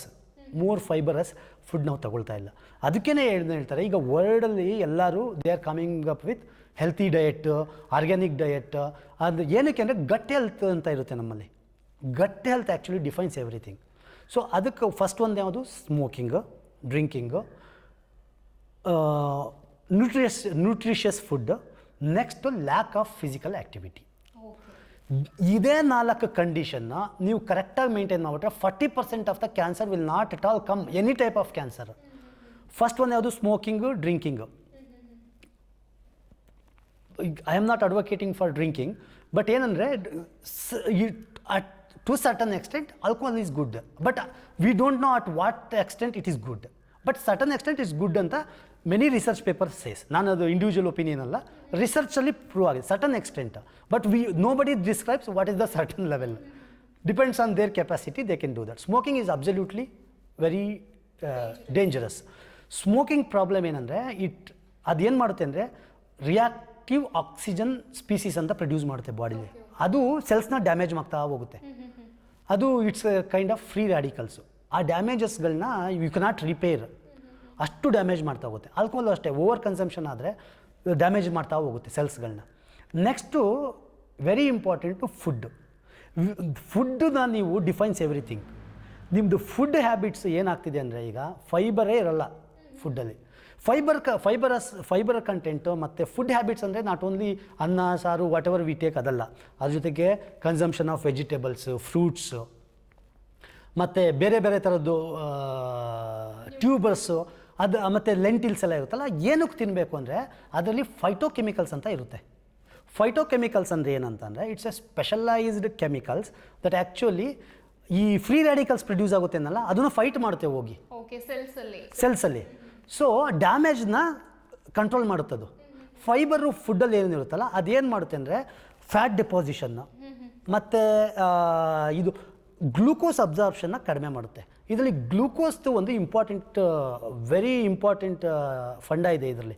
Y glucose is called as or sugar is called as white poison ಅಂತ, ಅದು ಆಮೇಲೆ ಹೇಳ್ತೀನಿ. ಸೊ ಏನಾಗುತ್ತೆ, first thing good food habits ಇದ್ದರೆ ನಿಮಗೇನೋ ಒಳ್ಳೆ ನ್ಯೂಟ್ರಿಯೆಂಟ್ಸ್ ಸಿಗುತ್ತೆ. ಅದರಲ್ಲಿ ಏನಾದರೂ ಫೈಟೋಕೆಮಿಕಲ್ಸ್ ಇರುತ್ತೆ. ಪರ್ಟಿಕ್ಯುಲರ್ಲಿ ಫೈಟೋಕೆಮಿಕಲ್ಸ್ ಎಲ್ಲ ಯಾವುದ್ರಲ್ಲಿ ಇರುತ್ತೆ ಅಂದರೆ ರಿಚ್ ವೈಬ್ರೆಂಟ್ ಕಲರ್ಸ್ ಇರುತ್ತೆ ಗೊತ್ತಾ, ಫ್ರೂಟ್ಸು ಮತ್ತು ವೆಜಿಟೇಬಲ್ಸ್. ಫಾರ್ ಎಕ್ಸಾಂಪಲ್ ಬೀಟ್ರೂಟ್, ಅವೆಲ್ಲ ವೈಬ್ರೆಂಟ್ ಕಲರ್ಸ್. ಅದರಲ್ಲಿ highest amount of bio active molecules ಇರುತ್ತೆ. ನಮ್ಮಲ್ಲಿ ಆ ಜಿಯೋಗ್ರಾಫಿಕಲ್ ಏರಿಯಾದಲ್ಲಿ ಯಾವುದ್ಯಾವ್ದು ಸಿಗುತ್ತೆ ಆ ಥರ ವೈಬ್ರೆಂಟ್ ಕಲರ್ಸ್ ಇರೋವಂಥ ಫುಡ್ಸ್ನ we should consume lot and lot. ಅದೇನಾಗುತ್ತೆ ಅಂದರೆ ಅದು it fights against the cancerous direct ಅಪ್ರೋಚೇ. ಅದು ಕ್ಯಾನ್ಸರಸ್ ಸೆಲ್ಸ್ನ ಫೈಟ್ ಮಾಡ್ತಾ ಹೋಗುತ್ತೆ. ಅದ್ರ ಜೊತೆಗೆ ಅದರಲ್ಲಿ ಹೈ ಕಂಟೆಂಟ್ ಆಫ್ ಫೈಬರ್ಸ್ ಇರುತ್ತೆ. ಆ ಫೈಬರ್ಸ್ ಏನಿರುತ್ತೆ ಅಂದರೆ ಆ ಫೈಬರ್ಸು ಗ್ಲೂಕೋಸ್ ಅಬ್ಸಾರ್ಪ್ಷನ್ ರೇಟ್ನ ಕಡಿಮೆ ಮಾಡ್ತಾ ಹೋಗುತ್ತೆ. ಇಮಿಡಿಯೇಟ್ ನಮ್ಮದು ಎಲ್ಲನೂ ಅಬ್ಸರ್ವ್ ಆಗಲ್ಲ. ಫೈಬರ್ನ ಅದಕ್ಕೆ ಇನ್ಕ್ಲೂಡ್ ಮಾಡಬೇಕು. ಸರ್, ಇನ್ನೊಂದು ಕೆಲವ್ರಿಗೆ ಅನ್ಸುತ್ತೆ ಏನಂದ್ರೆ ಈ ಕ್ಯಾರೆಟ್ ತೊಗೊಂಡ್ರೆ, ಬೀಟ್ರೂಟ್ ತೊಗೊಂಡ್ರೆ ಅಥವಾ ಆ್ಯಪಲ್ ತೊಗೊಂಡ್ರೆ ಇದರಲ್ಲಿ ಶುಗರ್ ಕಂಟೆಂಟ್ ಇರುತ್ತೆ, ಗ್ಲೂಕೋಸ್ ಲೆವೆಲ್ ಜಾಸ್ತಿ ಆಗುತ್ತೆ ಅಂದ್ಬಿಟ್ಟು ಶುಗರ್ ಪೇಷಂಟ್ಸ್ ಮುಟ್ಟೋದೇ ಇಲ್ಲ. ಮಿತ್ತದು ಆಯಿತಾ. To certain extent. ಈಗ ಎಷ್ಟು ಒಂದು ಕ್ಯಾರೆಟ್ ತಿಂತೀರಾ, ಅಥವಾ ಸ್ಮಾಲ್ ಆದರೆ 2 ಕ್ಯಾರೆಟ್, ಬೀಟ್ರೂಟ್ ಆದರೆ ಒಂದು ತಿನ್ನೋದು ಕಷ್ಟ ಇದೆ. ಅದು ಏನಂದರೆ ಕಂಟಿನ್ಯೂಸ್ ಅಡಾಪ್ಟೇಷನ್ ಮಾಡ್ತಾ ಹೋಗಬೇಕು ನೀವು, ಗೊತ್ತಾಯ್ತಾ. ಇನ್ನೊಂದು ಏನಂದರೆ ಇದರಲ್ಲಿ ವೆರಿ ಇಂಪಾರ್ಟೆಂಟ್ ಫ್ಯಾಕ್ಟರ್ ನೀವೇನು ತಿಳ್ಕೊಬೇಕಂದ್ರೆ, ಇಲ್ಲಿವರೆಗೆ ಪ್ರಪಂಚದಲ್ಲಿ ಯಾವುದು ಕಿಮೋಥೆರಪಿಟಿಕ್ ಡ್ರಗ್ಸ್ ಇದೆ ಅದೆಲ್ಲ they have come from the food source only. ಯಾವುದನ್ನು ಯಾವುದೇ ಮನುಷ್ಯ ಇಲ್ಲಿವರೆಗೂ ಇನ್ವೆಂಟ್ ಮಾಡಿಲ್ಲ. ಇದಕ್ಕೆಲ್ಲ ಬೇಸೇ ನ್ಯಾಚುರಲ್ ಸೋರ್ಸಸ್. ಈಗ ಫಾರ್ ಎಕ್ಸಾಂಪಲ್ ನಾನು ಬೀಟ್ರೂಟ್ ತಿನ್ನಿ ಅಂದರೆ ಅದ್ರಲ್ಲಿ ಫೈಟೋಕೆಮಿಕಲ್ಸ್ ಇದೆ ಅಂದರೆ ಕೀಮೋಥೆರಪಿಟಿಕ್ ಏಜೆಂಟ್ ಇರುತ್ತೆ, ವೆರಿ ಮೈನ್ಯೂಟ್ ಕ್ವಾಂಟಿಟಿಲಿ ಇರುತ್ತೆ, ತುಂಬ ಲೋ ಕಾನ್ಸಂಟ್ರೇಷನ್ ಇರುತ್ತೆ. ನೀವು ಎವ್ರಿ ಡೇ ಇದನ್ನು ತಿಂತಾ ಇದ್ದರೆ ಏನಾಗುತ್ತೆ, ನಿಮ್ಮ body it targets only damage cells, cancerous ಸೆಲ್ಸ್ನ ಟಾರ್ಗೆಟ್ ಮಾಡಿ ಮಾಡಿ ಮಾಡಿ ಹೊಡೆಯುತ್ತೆ. ನೀವು ಅದನ್ನೇ ಏನು ಮಾಡ್ತಾರೆ, ಇದನ್ನು ಅಲ್ಲಿ ನೀವು ಎಷ್ಟು ಬ್ಯೂಟಿಫುಲ್ ಅಂದರೆ ಇದು ಈ ಯಾವುದೇ ಪ್ಲ್ಯಾಂಟ್ಸು ಮತ್ತು ಪ್ಲ್ಯಾಂಟ್ ಸೋರ್ಸಸ್ ಇರುತ್ತಲ್ಲ ಅಥವಾ ಫ್ರೂಟ್ಸ್ ಬರುತ್ತೆ ಕೆಲವನ್ನ, ಅದನ್ನು ಗ್ರೈಂಡ್ ಮಾಡಿ ಕ್ಯಾನ್ಸರ್ ಸೆಲ್ಸ್ ಮೇಲೆ ಟ್ರೀಟ್ ಮಾಡಿದ್ರೆ ಆಂಟಿ ಟ್ಯೂಮರ್ ಎಫೆಕ್ಟ್ ತೋರಿಸುತ್ತೆ. ಆಲ್ಮೋಸ್ಟ್ ನೀವು ಯಾವುದೇ ಫ್ರೂಟ್ಸ್ ವೆಜಿಟೇಬಲ್ಸ್ ತೊಗೊಳ್ಳಿ ಆಂಟಿ ಟ್ಯೂಮರ್ ಎಫೆಕ್ಟ್ ಇರುತ್ತೆ. ಅಂದರೆ ಏನರ್ಥ ಅಂದರೆ ಆಂಟಿ ಟ್ಯೂಮರ್ ಎಫೆಕ್ಟ್ ಅಂದರೆ ಗ್ರೋತ್ನ ಸ್ಲೋ ಮಾಡುತ್ತೆ. ಈ ಕ್ಯಾರೆಟ್ ತಗೊಂಡು ನಾನು ಗ್ರೈಂಡ್ ಮಾಡಿ ಅದರಿಂದ ಎಕ್ಸ್ಟ್ರಾಕ್ಟ್ ತೆಗೆದು ಕ್ಯಾನ್ಸರ್ ಸೆಲ್ ಮೇಲೆ ಹಾಕಿದ್ರೆ ಟ್ಯೂಮರ್ ಗ್ರೋತು ಕಡಿಮೆ ಆಗುತ್ತೆ. It is proven, it's scientifically proven. ಅಂದರೆ ಏನರ್ಥ, ಆ ಕ್ರೂಡ್ ಎಕ್ಸ್ಟ್ರಾಕ್ಟಲ್ಲಿ ಏನೋ ಇದೆ, ಅದು ಕ್ಯಾನ್ಸರ್ ಸೆಲ್ಸ್ನ ಇನ್ಹಿಬಿಟ್ ಮಾಡ್ತಿದೆ. ಬಟ್ ರಿಸರ್ಚರ್ ಏನು ಮಾಡ್ತಾರೆ ಅಂದರೆ ಕಂಪ್ಲೀಟ್ ಅದನ್ನು ಡೌನ್ ಸ್ಟ್ರೀಮಲ್ಲಿ ಹೋಗಿ ಹೋಗಿ ಹೋಗಿ ಫ್ರ್ಯಾಕ್ಷನೇಟ್ ಯಾವ ಫ್ರ್ಯಾಕ್ಷನಲ್ಲಿದೆ ಯಾವ ಮಾಲಿಕ್ಯೂಲ್ ಅಂತ ಕಂಡುಹಿಡಿತಾರೆ. ಆ ಮಾಲಿಕ್ಯೂಲ್ನ ಫಾರ್ಮಾಸ್ಯೂಟಿಕಲ್ ಕಂಪ್ನಿಯವರು ಲೈಸೆನ್ಸ್ ಮಾಡಿಕೊಂಡು ಅದನ್ನು ಲಾರ್ಜ್ ಕ್ವಾಂಟಿಟಿಲಿ ಪ್ರೊಡಕ್ಷನ್ ಮಾಡ್ತಾರೆ ಅಷ್ಟೇ. ನಿಮಗೆ ಇಲ್ಲಿ ಆಲ್ರೆಡಿ ಅವೈಲಬಿಲಿಟಿ ಇದೆ, ನೀವು ಅದನ್ನೇ ಡೈಲಿ ಕನ್ಸಿಸ್ಟೆನ್ಸಿ ಮೇಡಮ್ ಅಷ್ಟೇ ಚೇಂಜ್ ಮಾಡ್ಕೋಬೇಕು. ಏನಂದರೆ ನಾವು successful R healthy life style ಅಂದರೆ ಸಕ್ಸಸ್ ಅಥವಾ ಹೆಲ್ತಿ ಲೈಫ್ ಸ್ಟೈಲ್ ಅಂದರೆ ಕನ್ಸಿಸ್ಟೆಂಟ್ ಅಪ್ರೋಚ್ ಇರಬೇಕು. ಏನೆಂದರೆ ನೀವು ಒಂದು ದಿವಸ ಕ್ಯಾರೆಟ್ ಬೀಟ್ರೂಟ್ ಅಥವಾ ಯಾವುದೋ ವೆಜಿಟೇಬಲ್ಸು ಗ್ರೀನ್ ಲೀಫಿ ವೆಜಿಟೇಬಲ್ ಅಷ್ಟು ಸೊಪ್ಪುಗಳೆಲ್ಲ ಸಿಗುತ್ತೆ. ನಾವು ಒಂದು ದಿವಸ ತಿಂತೀವಿ, ತಿನ್ನಲ್ಲ, ಇನ್ನು ಬಾಕಿ ದಿವಸ ತಿನ್ನಲ್ಲ ಅಂದರೆ ನೋ ಇದು ಔಟ್ಕಮೇ ಇರಲ್ಲ ಅದರಿಂದ. ಅಥವಾ ಕನ್ಸಿಸ್ಟೆಂಟ್ ಆಗಿ ಫಾರ್ ಎಕ್ಸಾಂಪಲ್ ಈಗ 7 days 8 days ಅಂತಂದರೆ ಆದರೆ ಆಲ್ಟರ್ನೇಟಿವ್ ಡೇಸು ಒಂದು ಡೇ ಇದಿರಬೇಕು, ಒಂದು ಡೇ ಅದನ್ನು ಬ್ಯಾಲೆನ್ಸ್ಡ್ ಡಯಟ್ ಮಾಡ್ತಾ ಹೋಗಬೇಕು. ಈ ಥರ ಇದ್ದರೆ 100% you can eliminate cancers except genetic predispositions ಅಂತ ಇರುತ್ತೆ. ಈಗ ಫ್ಯಾಮಿಲಿಯಲ್ ಕ್ಯಾನ್ಸರ್ಸ್ ಅಂತ ಹೇಳ್ತಾರೆ. ಫ್ಯಾಮಿಲಿಯಲ್ಲೇ ಬಂದುಬಿಟ್ಟಿರುತ್ತೆ, ರನ್ ಆಗಿರುತ್ತೆ, ಅದು ಜೀನ್ಸಿಂದ ರನ್ ಆಗಿರುತ್ತೆ, ಅದನ್ನೇನು ಮಾಡೋಕ್ಕಲ್ಲ. ಅದೆಲ್ಲ ಸೇರಿ ಕಾಂಟ್ರಿಬ್ಯೂಟ್ ಆಗೋದು, ಅದು ಪಲ್ಯೂಷನ್ನು, ಯಾವುದೋ ರೇಡಿಯೇಷನ್ಗೆ ಎಕ್ಸ್ಪೋಸ್ ಆಗಿರ್ತೀರಾ, ಕೆಮಿಕಲ್ಗೆ ಅವೆಲ್ಲ ಸೇರಿ 23%. ನೀವು ಇಲ್ಲೇ 77% ಸ್ಟಾಪ್ ಮಾಡ್ಬೋದು ಅಂದರೆ ಆಟೋಮೆಟಿಕಲಿ ನಿಮಗೆ 50% world population will have cancer by 2050 ಅಂತ ಹೇಳಿದ್ರೆ ನಿಮ್ಗೆ ಆಟೋಮೆಟಿಕ್ಕಾಗಿ 20ರಿಂದ ಲೆಸ್ ದ್ಯಾನ್ 20% ಬಂದ್ಬಿಡ್ತಾ ಆ ರೇಂಜೇ ಅಲ್ವಾ. ಸೊ ಎಲ್ಲ ನಮ್ಮ ಕೈಯಲ್ಲಿ ಇದೆ. You can just alter the lifestyle. ಮತ್ತು very important thing, lack of physical exercise is as equivalent as smoking 10 cigarettes. ನೀವು ಫಿಸಿಕಲ್ ಎಕ್ಸಸೈಸ್ ಮಾಡಲಿಲ್ಲ ಅಂದರೆ it's equivalent to smoking 10 cigarettes. Smoking ಮಾಡಲಿಲ್ಲ ಅಂದ್ರೂ ನಿಮಗೆ ಅಷ್ಟು ಡ್ಯಾಮೇಜ್ ಆಗುತ್ತೆ ಫಿಸಿಕಲ್ ಆ್ಯಕ್ಟಿವಿಟಿ ಇಲ್ಲ ಅಂತಂದರೆ. ಫಿಸಿಕಲ್ ಆ್ಯಕ್ಟಿವಿಟಿನೇ ಮೇಜರು ಅಲ್ಲ. 2 ತಿಂಗು ಮೇಡಮ್, ಸ್ಮೋಕಿಂಗ್ ಡ್ರಿಂಕಿಂಗ್ ಬಿಟ್ಬಿಡಿ, ಅದು almost 100% population never uses smoking and ಇದು ಡ್ರಿಂಕಿಂಗು. 2 ತಿಂಗು ಫುಡ್ ಹ್ಯಾಬಿಟ್ಟು ಮತ್ತು ಲ್ಯಾಕ್ ಆಫ್ ಎಕ್ಸಸೈಸು ಒಬ್ಬ ಮನುಷ್ಯನಲ್ಲ ಇಂಟೆಗ್ರಲ್ ಪಾರ್ಟ್ ಅಲ್ವಾ ಅವ್ರ ಲೈಫ್ ಸ್ಟೈಲಲ್ಲಿ. ಅದು ಅವ್ರ ಮೋಟಿವೇಶನ್ ಮೇಲೆ ಒಂದು ಇದರ ಎಕ್ಸಸೈಸ್ ಮಾಡ್ತಾರೋ ಇಲ್ವೋ, ಅಥವಾ ಫುಡ್ ಅಂತೂ ತಗೊಳ್ಳೇಬೇಕು. ಸೊ ಇವೆರಡು ಕಂಟ್ರೋಲ್ ಮಾಡಿಬಿಟ್ರೆ ಅಲ್ಲಿ 73% ಹೇಳಿದ್ನಲ್ಲ, ಅದರಲ್ಲಿ ಆಲ್ಮೋಸ್ಟ್ 70% ಅಥವಾ 65 to 70% ಇದೇ ಕವರ್ ಮಾಡಿಬಿಡುತ್ತೆ, ಫಿಸಿಕಲ್ ಎಕ್ಸಸೈಸು ಮತ್ತು ಹೆಲ್ತಿ ಡಯಟ್. ಫಿಸಿಕಲ್ ಎಕ್ಸಸೈಸು ಇಲ್ಲ ಅಂದರೆ ನಿಮಗೆ ಅದು contributing factor, smoking, drinking, physical activity ಇಲ್ಲ ಅಂದರೆ ಮುಗಿದ ಕತೆ. ನಿಮ್ಗೆ 100% ನೀವೇನಾದರೂ 2050ವರೆಗೆ ಬದುಕಿದ್ರೆ you have a high chance of getting cancer. Those who drink, smoke, don't do exercise and then they have the poor diet, 100% guarantee. Sir, ಇನ್ನೊಂದು ಕೆಲವ್ರಿಗಿರುವಂತಹ ಗೊಂದಲ ಏನಂತ ಹೇಳಿದ್ರೆ, ಈಗ ಶುಗರ್ ಪೇಷಂಟ್ಸ್ ಇರ್ತಾರೆ. ಈಗ ಲೈಕ್ ನಾವು ಆವಾಗಲೇ ಡಿಸ್ಕಷನ್ ಮಾಡಿದ ಹಾಗೇನೆ, ಈಗ ಕ್ಯಾರೆಟ್ ಇರ್ಬೋದು, ಬೀಟ್ರೂಟ್ ಇರ್ಬೋದು, ಈಗ ರೈಸ್ ತೊಗೊಂಡ್ರೆ ಅದರಲ್ಲೂ ಕೂಡ ಶುಗರ್ ಕನ್ಸಂಪ್ಷನ್ ಜಾಸ್ತಿ ಇರುತ್ತೆ. ಸೊ ಹಾಗಿದ್ರೂ ಕೂಡ patients, especially sugar patients consume ಮಾಡಬಹುದಾ? ಮೇಡಮ್, ಈಗ ಫ್ರೂಟ್ಸ್ ಆ್ಯಂಡ್ ವೆಜಿಟೇಬಲ್ ಅವೆಲ್ಲ ಇರುತ್ತಲ್ಲ, ಅದು ಗ್ಲೂಕೋಸ್ ಫಾರ್ಮಲ್ಲಿ ಇರಲ್ಲ. ಗ್ಲೂಕೋಸ್ ಫಾರ್ಮಲ್ಲಿ ಇರೋದು ಯಾವುದಂತಂದರೆ ಶುಗರ್. ನಮ್ಮದು ರೈಸ್ ಇರುತ್ತೆ, ಮತ್ತು ಕೆಲವು ಈಗ ಸ್ವೀಟ್ಸ್ ಮತ್ತು ಸಾಫ್ಟ್ ಡ್ರಿಂಕ್ಸು ಇದೆಲ್ಲ ಡೈರೆಕ್ಟ್ ಶುಗರ್ ಆ್ಯಡೆಡ್. ಶುಗರ್ನ ಏನಕ್ಕೆ ಶುಗರ್ನ ಏನಂತ ಹೇಳ್ತಾರೆ ಅಂದರೆ ವೈಟ್ ಪಾಯ್ಸನ್ ಅಂತ ಕರೀತಾರೆ. ಯಾಕೆ ಅಂದರೆ ಇದರಲ್ಲಿ ಒಂದು ಫಂಡ ಏನಂದರೆ, ನಾರ್ಮಲ್ ಸೆಲ್ಸು ಮತ್ತು ಕ್ಯಾನ್ಸರಲ್ ಸೆಲ್ಸು ಏನು ಡಿಫ್ರೆನ್ಸ್ ಹೇಳಿದೆ, ನಾರ್ಮಲ್ ಸೆಲ್ಸು ಕಂಟ್ರೋಲ್ಡ್ ಗ್ರೋತ್ ಇರುತ್ತೆ, ಕ್ಯಾನ್ಸರ್ ಸೆಲ್ಸು ಅನ್ಕಂಟ್ರೋಲ್ಡ್ ಗ್ರೋತ್ ಇರುತ್ತೆ. ಎರಡೂ ಗ್ರೋತ್ ಆಗೋದು ಎನರ್ಜಿ ಬೇಕು ಅದಕ್ಕೆ ಮಲ್ಟಿಪ್ಲೈ ಆಗೋಕ್ಕೆ. ಈಗ ಫಾರ್ ಎಕ್ಸಾಂಪಲ್ಲು ನೀವು ಹೆಲ್ತಿ ಸೆಲ್ಸ್ ಅಂದ್ಕೊಳ್ಳಿ, ನಾನು ಕ್ಯಾನ್ಸರ್ ಸೆಲ್ ಅಂದ್ಕೊಂಡ್ರೆ ನಿಮಗೆ 1 ಚಾಕ್ಲೇಟ್ ಕೊಟ್ಟರೆ you will be satisfied. Cancer ಸೆಲ್ಸ್ಗೆ ಮಿನಿಮಮ್ 8 ಚಾಕ್ಲೇಟ್ ಬೇಕು. ಅರ್ಥ ಆಯ್ತಾ? ನಿಮಗೆ 1 ಸ್ಪೂನು ನಾರ್ಮಲ್ ಸೆಲ್ಸ್ಗೆ ಶುಗರ್ ಸಾಕಾದರೆ cancer cells needs 8 spoon of sugars. Okay. ಅಂದರೆ ನೀವು ಎಷ್ಟು ಶುಗರ್ ತಿಂತೀರಾ ಅಷ್ಟು ಕ್ಯಾನ್ಸರ್ ಗ್ರೋತ್ ಜಾಸ್ತಿ ಆಗ್ತಾ ಹೋಗುತ್ತೆ. ಅದಕ್ಕೆ ಶುಗರ್ನ ಕಂಪ್ಲೀಟ್ಲಿ ಕಟ್ ಡೌನ್ ಮಾಡಬೇಕು. ನಿಮಗೆ ಯಾವಾಗ ಎಲ್ಲಿ ಕ್ಯಾನ್ಸರ್ ಆಗುತ್ತೆ ಅಂತ ಗೊತ್ತಿಲ್ಲ. If you are providing sugar is a ಕಾರ್ಬೋಹೈಡ್ರೇಟ್ಸಲ್ಲಿ ಈ ಗ್ಲೂಕೋಸ್ ಬರ್ತಾ ಇದು ಫ್ಯೂಯಲ್ಲು. ನಮ್ಮ ಬಾಡಿ ಫಂಕ್ಷನಿಂಗ್ ಆಗಬೇಕಂತಂದರೆ ಗ್ಲೂಕೋಸ್ ಬೇಕು. ಗ್ಲೂಕೋಸಿಂದನೇ ಎನರ್ಜಿ. ಗ್ಲೂಕೋಸ್ ಏನಾಗುತ್ತೆ ಮೆಟಬಲೈಸ್ ಆಗಿ ಪೈರುವೇಟ್ ಆಗುತ್ತೆ. ಅಲ್ಲಿ 36 ATP ಅಂತ ಬರುತ್ತೆ. ATP ಅಂದರೆ ಎನರ್ಜಿ ಸೋರ್ಸು. ನಿಮ್ಗೆ ಏನೇ ಆ್ಯಕ್ಟಿವಿಟಿ ಮಾಡೋಕ್ಕೂ ಅದೇ ಎನರ್ಜಿ. ಬಟ್ ಸಿಮಿಲರ್ಲಿ ಇಲ್ಲೇನಾಗುತ್ತೆ, ಕ್ಯಾನ್ಸರ್ ಸೆಲ್ ಇರುತ್ತಲ್ಲ ಅಷ್ಟೇ ಗ್ಲೂಕೋಸ್ ಯೂಸ್ ಮಾಡಿ ಬರೀ 2 ATP ಪ್ರೊಡ್ಯೂಸ್ ಮಾಡುತ್ತೆ. ಇಲ್ಲಿ 36 ATP normal cell, cancer cell ಬರೀ 2 ATP ಪ್ರೊಡ್ಯೂಸ್ ಮಾಡುತ್ತೆ. ಜೊತೆಗೆ ಇಲ್ಲಿ ನಾರ್ಮಲ್ ಆಗಿ ಸೆಲ್ಸು ಮೆಟಬಲೈಸ್ ಆದಾಗ ಪೈರುವೇಟ್ ಅಂತ ಮಾಡುತ್ತೆ. ಇಲ್ಲಿ ಕ್ಯಾನ್ಸರ್ ಸೆಲ್ಸ್ ಏನು ಮಾಡುತ್ತೆ, ಲ್ಯಾಕ್ಟಿಕ್ ಆ್ಯಸಿಡ್ ಅಂತ ಮಾಡುತ್ತೆ. ಈಗ ಫಾರ್ ಎಕ್ಸಾಂಪಲ್ ನೀವು ಜಿಮ್ಗೆಲ್ಲ ಹೋಗ್ತೀರಾ ಅಥವಾ ರನ್ ಮಾಡ್ತೀರಾ, ನಿಮಗೆ ಮಸಲ್ ಕ್ರ್ಯಾಂಪ್ ಎಲ್ಲ ಆಗುತ್ತೆ ಗೊತ್ತಾ? ಏನಕ್ಕೆ ಅಂದರೆ ಮೆಟಬಾಲಿಸಮ್ ಆಗಬೇಕಾದ್ರೆ ಆಕ್ಸಿಜನ್ ಸಿಗದಲ್ಲೇ ಅದಕ್ಕೆ ಲ್ಯಾಕ್ಟಿಕ್ ಆ್ಯಸಿಡ್ ಪ್ರೊಡ್ಯೂಸ್ ಮಾಡಿಬಿಡುತ್ತೆ. ಆಕ್ಸಿಜನ್ ಸಿಕ್ಕಿದ್ರೆ ಪೈರುವೇಟ್ ಆಗಿ 36 ಮಾಲಿಕ್ಯೂಲ್ ಆಫ್ ಎನರ್ಜಿ ರಿಲೀಸ್ ಆಗುತ್ತೆ. ಅದಕ್ಕೆ ನಿಮಗೆ ಜಿಮ್ಗೆಲ್ಲ ಹೋದಾಗ ವಿಗರಸ್ ಎಕ್ಸಸೈಸ್ ಮಾಡಿದಾಗ ಮಸಲ್ ಕಾಂಟ್ರಾಕ್ಷನ್ಸ್ ಮತ್ತು ತುಂಬ ಪೇಯ್ನ್ ಆಗ್ತಿದೆ, ಕ್ರ್ಯಾಂಪ್ಸ್ ಆಗಿದೆ ಅಂತಾರಲ್ಲ, ಲ್ಯಾಕ್ಟಿಕ್ ಆ್ಯಸಿಡ್ ಫಾರ್ಮ್ ಆಗಿರುತ್ತೆ. ಅದೇ ಮೆಕ್ಯಾನಿಸಮ್ ಕ್ಯಾನ್ಸರ್ ಸೆಲ್ಸಲ್ಲಿ. ಅದಕ್ಕೆ you have a unbearable pain ಮತ್ತು ನಿಮಗೆ ಅದು ಗ್ರೋತು ಫಾಸ್ಟಾಗಿರುತ್ತೆ. ಸುಮ್ಮನೆ ಶುಗರ್ನ ಎಳ್ಕೊಳ್ತಾ ಇರುತ್ತೆ. ಇಟ್ಸ್ ಲೈಕ್ ಎ ಇದು ಪೈಪ್ ಥರ ಸುಮ್ಮನೆ ಇಟ್ ಅಬ್ಸರ್ವ್ಸ್ ಆ್ಯಂಡ್ ಇದು ಏನಂದರೆ ಅದಕ್ಕೆ ಕ್ಯಾನ್ಸರ್ ಒಂದ್ಸಲಿ ಬಂದುಬಿಡ್ತು ಅಂದರೆ ಶುಗರ್ ಅಬ್ಸರ್ವ್ ಮಾಡಿ ಮಾಡಿ ಫಾಸ್ಟ್ ಗ್ರೋತ್ ಆಗಿಬಿಡುತ್ತೆ. ಓಕೆ. ಓಕೆ ಸರ್, ಅದ್ರ ಜೊತೆಗೆ ನೀವು ಇನ್ನೂ ಚಿಕಿತ್ಸೆ ಬಗ್ಗೆ ಆಲ್ರೆಡಿ ಹೇಳಿದ್ದೀರಾ. ಸೊ ಯಾವ್ಯಾವ ಥರ ಯಾವ ಸ್ಟೇಜಿಗೆ ಬಂದರೆ ಇದನ್ನು ನಾವು ಕ್ಯೂರ್ ಮಾಡ್ಬೋದು, ಸೇವ್ ಮಾಡೋಕ್ಕೆ ಚಾನ್ಸಸ್ಸೇ ಇಲ್ಲ ಅನ್ನೋದ್ರ ಬಗ್ಗೆನೂ ಹೇಳಿದ್ದೀರಾ. ಸೊ ಹಾಗೆಯೇ ಇಂಟರ್ನ್ಯಾಷನಲ್ ಕ್ಯಾನ್ಸರ್ ಡೇನಲ್ಲಿ ಯಾವ ರೀತಿಯಾದಂಥ ಥೀಮನ್ನು ಇಟ್ಕೊಂಡಿದ್ದಾರೆ ಈ ವರ್ಷ? ಮೇಡಮ್ ಇದು ಆ್ಯಕ್ಚುಲಿ ಈ ವರ್ಷದ ಅಂತ ಅನ್ನೋದು ಇದು ಆ್ಯಕ್ಚುಲಿ 2020ಇಂದ 2024 ತನಕನೂ ಈ ಕ್ಯಾನ್ಸರ್ನ cancer care for everyone ಅಂತ, ಅಂದರೆ everyone should get a cancer care ಅಂತ ಅಂದ್ಬಿಟ್ಟು ಥೀಮ್ ಇದು. ಅಂದರೆ all starting from top to bottom ಪ್ರತಿಯೊಬ್ಬರಿಗೂ ಕ್ಯಾನ್ಸರ್ ಕೇರ್ ಸಿಗಬೇಕಂತ ಅಂದ್ಬಿಟ್ಟು ಇದೇ ಥೀಮು. ಲಾಸ್ಟ್ 4 ಇಯರ್ಸಿಂದ ಥೀಮ್ ಇದೆ. ಸೊ ಈ 2024ಗೆ ಮುಗಿಯುತ್ತೆ. ನೆಕ್ಸ್ಟ್ 25th ಬೇರೆ ಥೀಮ್ ಬರುತ್ತೆ. ಅಂದರೆ ಇದೇನಂದರೆ ಡಿಪ್ರೂವ್ಡ್ ಪೀಪಲ್ಗೂ ಕ್ಯಾನ್ಸರ್ ಕೇರ್ ಸಿಗಬೇಕಂತ. ಬಟ್ ಅನ್ಫಾರ್ಚುನೇಟ್ಲಿ ಏನಂತಂದರೆ 70% ಆಫ್ ಡೆತ್ಸ್ ಎಲ್ಲಾಗ್ತಿದೆ ಅಂದರೆ low and middle income countries. Developed ಕಂಟ್ರೀಸಲ್ಲಿ ಅಷ್ಟು ಡೆತ್ಸ್ ಇಲ್ಲ. 70% ಜನ ಸಾಯೋದು ಡೆವಲಪಿಂಗ್ ಅಂದರೆ ಅಂಡರ್ ಡೆವಲಪ್ಡ್ ಕಂಟ್ರೀಸ್. ನಮ್ಮನ್ನ ಇಂಡಿಯಾ ಕೂಡ developed country, but when you consider our growth in terms of public health, it is not developed. It is still developing or underdeveloped. ಕೆಲವು ಕಡೆ ರೂರಲ್ ಏರಿಯಾಸಾಗೆಲ್ಲ ಹೋಗ್ಬಿಟ್ರೆ you don't have accessibility for your health system, health ಕೇರ್ಗೆ ನಿಮ್ಗೆ accessibility ಇಲ್ಲ.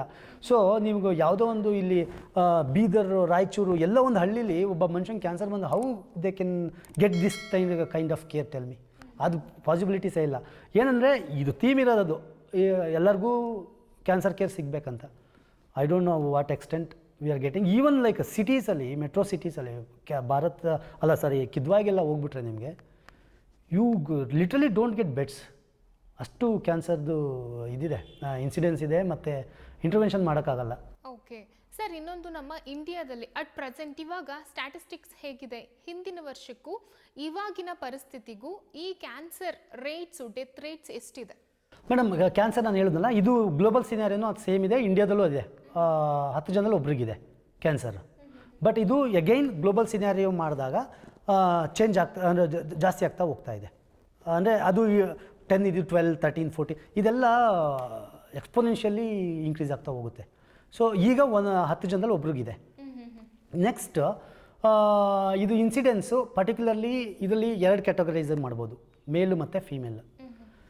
Particularly ಮೇಲಲ್ಲಿ ಇದು ಯಾವುದು lung cancer ಒಂದು ಫಸ್ಟು, ಪ್ರೋಸ್ಟೇಟ್ ಮತ್ತು ಕೋಲೋರೆಕ್ಟಲ್ ಕ್ಯಾನ್ಸರ್ ಅಂತ, ಅಂದರೆ ಡೈಜೆಸ್ಟಿವ್ ಅಂದರೆ ಕೋಲನ್ ರೆಕ್ಟಲ್ ಕ್ಯಾನ್ಸರ್ಸು ತುಂಬ ಜಾಸ್ತಿ ಆಗ್ತಾಯಿದೆ. ಒಂದು first lung cancer, next colorectal cancer ಮತ್ತು ಪ್ರಾಸ್ಟೇಟ್ ಕ್ಯಾನ್ಸರ್.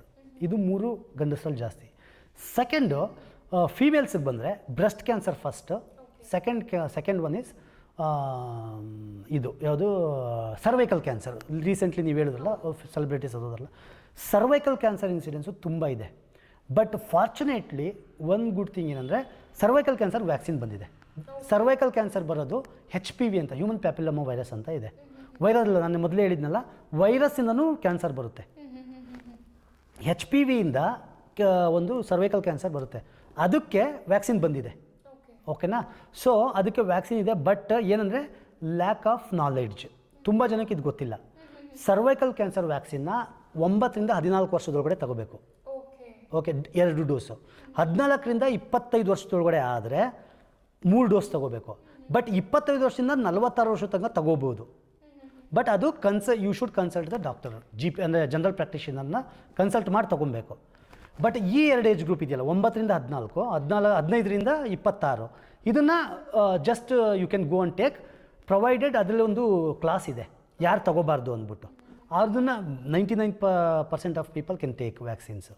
ಬಟ್ 1% ಏನಾದ್ರು ಅವ್ರದ್ದು ಚೇಂಜ್, ಇದು ಸ್ವಲ್ಪ ಜೆನೆಟಿಕಲ್ ವೇರಿಯೇಷನ್ಸ್ ಇದ್ದಾಗ ಅವ್ರು ದೇ ಕೆನಾಟ್ ಟೇಕ್. ಬಟ್ ಯಾವ ಸ್ಟೇಜಲ್ಲಿ ಇದ್ರೂ ದೇ ಕ್ಯಾನ್. ಯಾವುದು ಅರ್ಥ ಅಂದರೆ ಇದು ಸರ್ವೈಕಲ್ ವ್ಯಾಕ್ಸಿನ್ ಬಂದಿದೆ ಅಂತ ಹೇಳಿದ್ರಲ್ಲ, ಹೌದು. ಈಗ ಅವ್ರಿಗೆ ಫಾರ್ ಎಕ್ಸಾಂಪಲ್ 3rd ಸ್ಟೇಜ್ ಅಲ್ಲಿ ಇದ್ದಾರೆ ಅವರು. ಇಲ್ಲ ಅದು ಇದು ಮಾಮೂಲಿ ಪೋಲಿಯೋ ವ್ಯಾಕ್ಸಿನ್ ಥರ ಹುಟ್ಟುತ್ತ, ಅಂದರೆ 9ರಿಂದ 14 ವರ್ಷ. ಇದು ಯೂಶಲಿ ಇದು ಆಫ್ಟರ್ ಇದು ಬರಬಾರ್ದು ಅಂತ ಪ್ರಿಕಾಷನ್ಸ್ಗೆ ಬರಬಾರ್ದು ಅಂತ ಪ್ರಿಕಾಷನ್ಸ್. ಅಂದರೆ ಇದು ಮಿನಿಸ್ಟ್ರಲ್ ಸೈಕಲ್ ಸ್ಟಾರ್ಟ್ ಆಗೋದಕ್ಕಿಂತ ಮುಂಚೆನೇ ತಗೋಬೇಕಂತ ಆ ಥರ ಕಾನ್ಸೆಪ್ಟ್.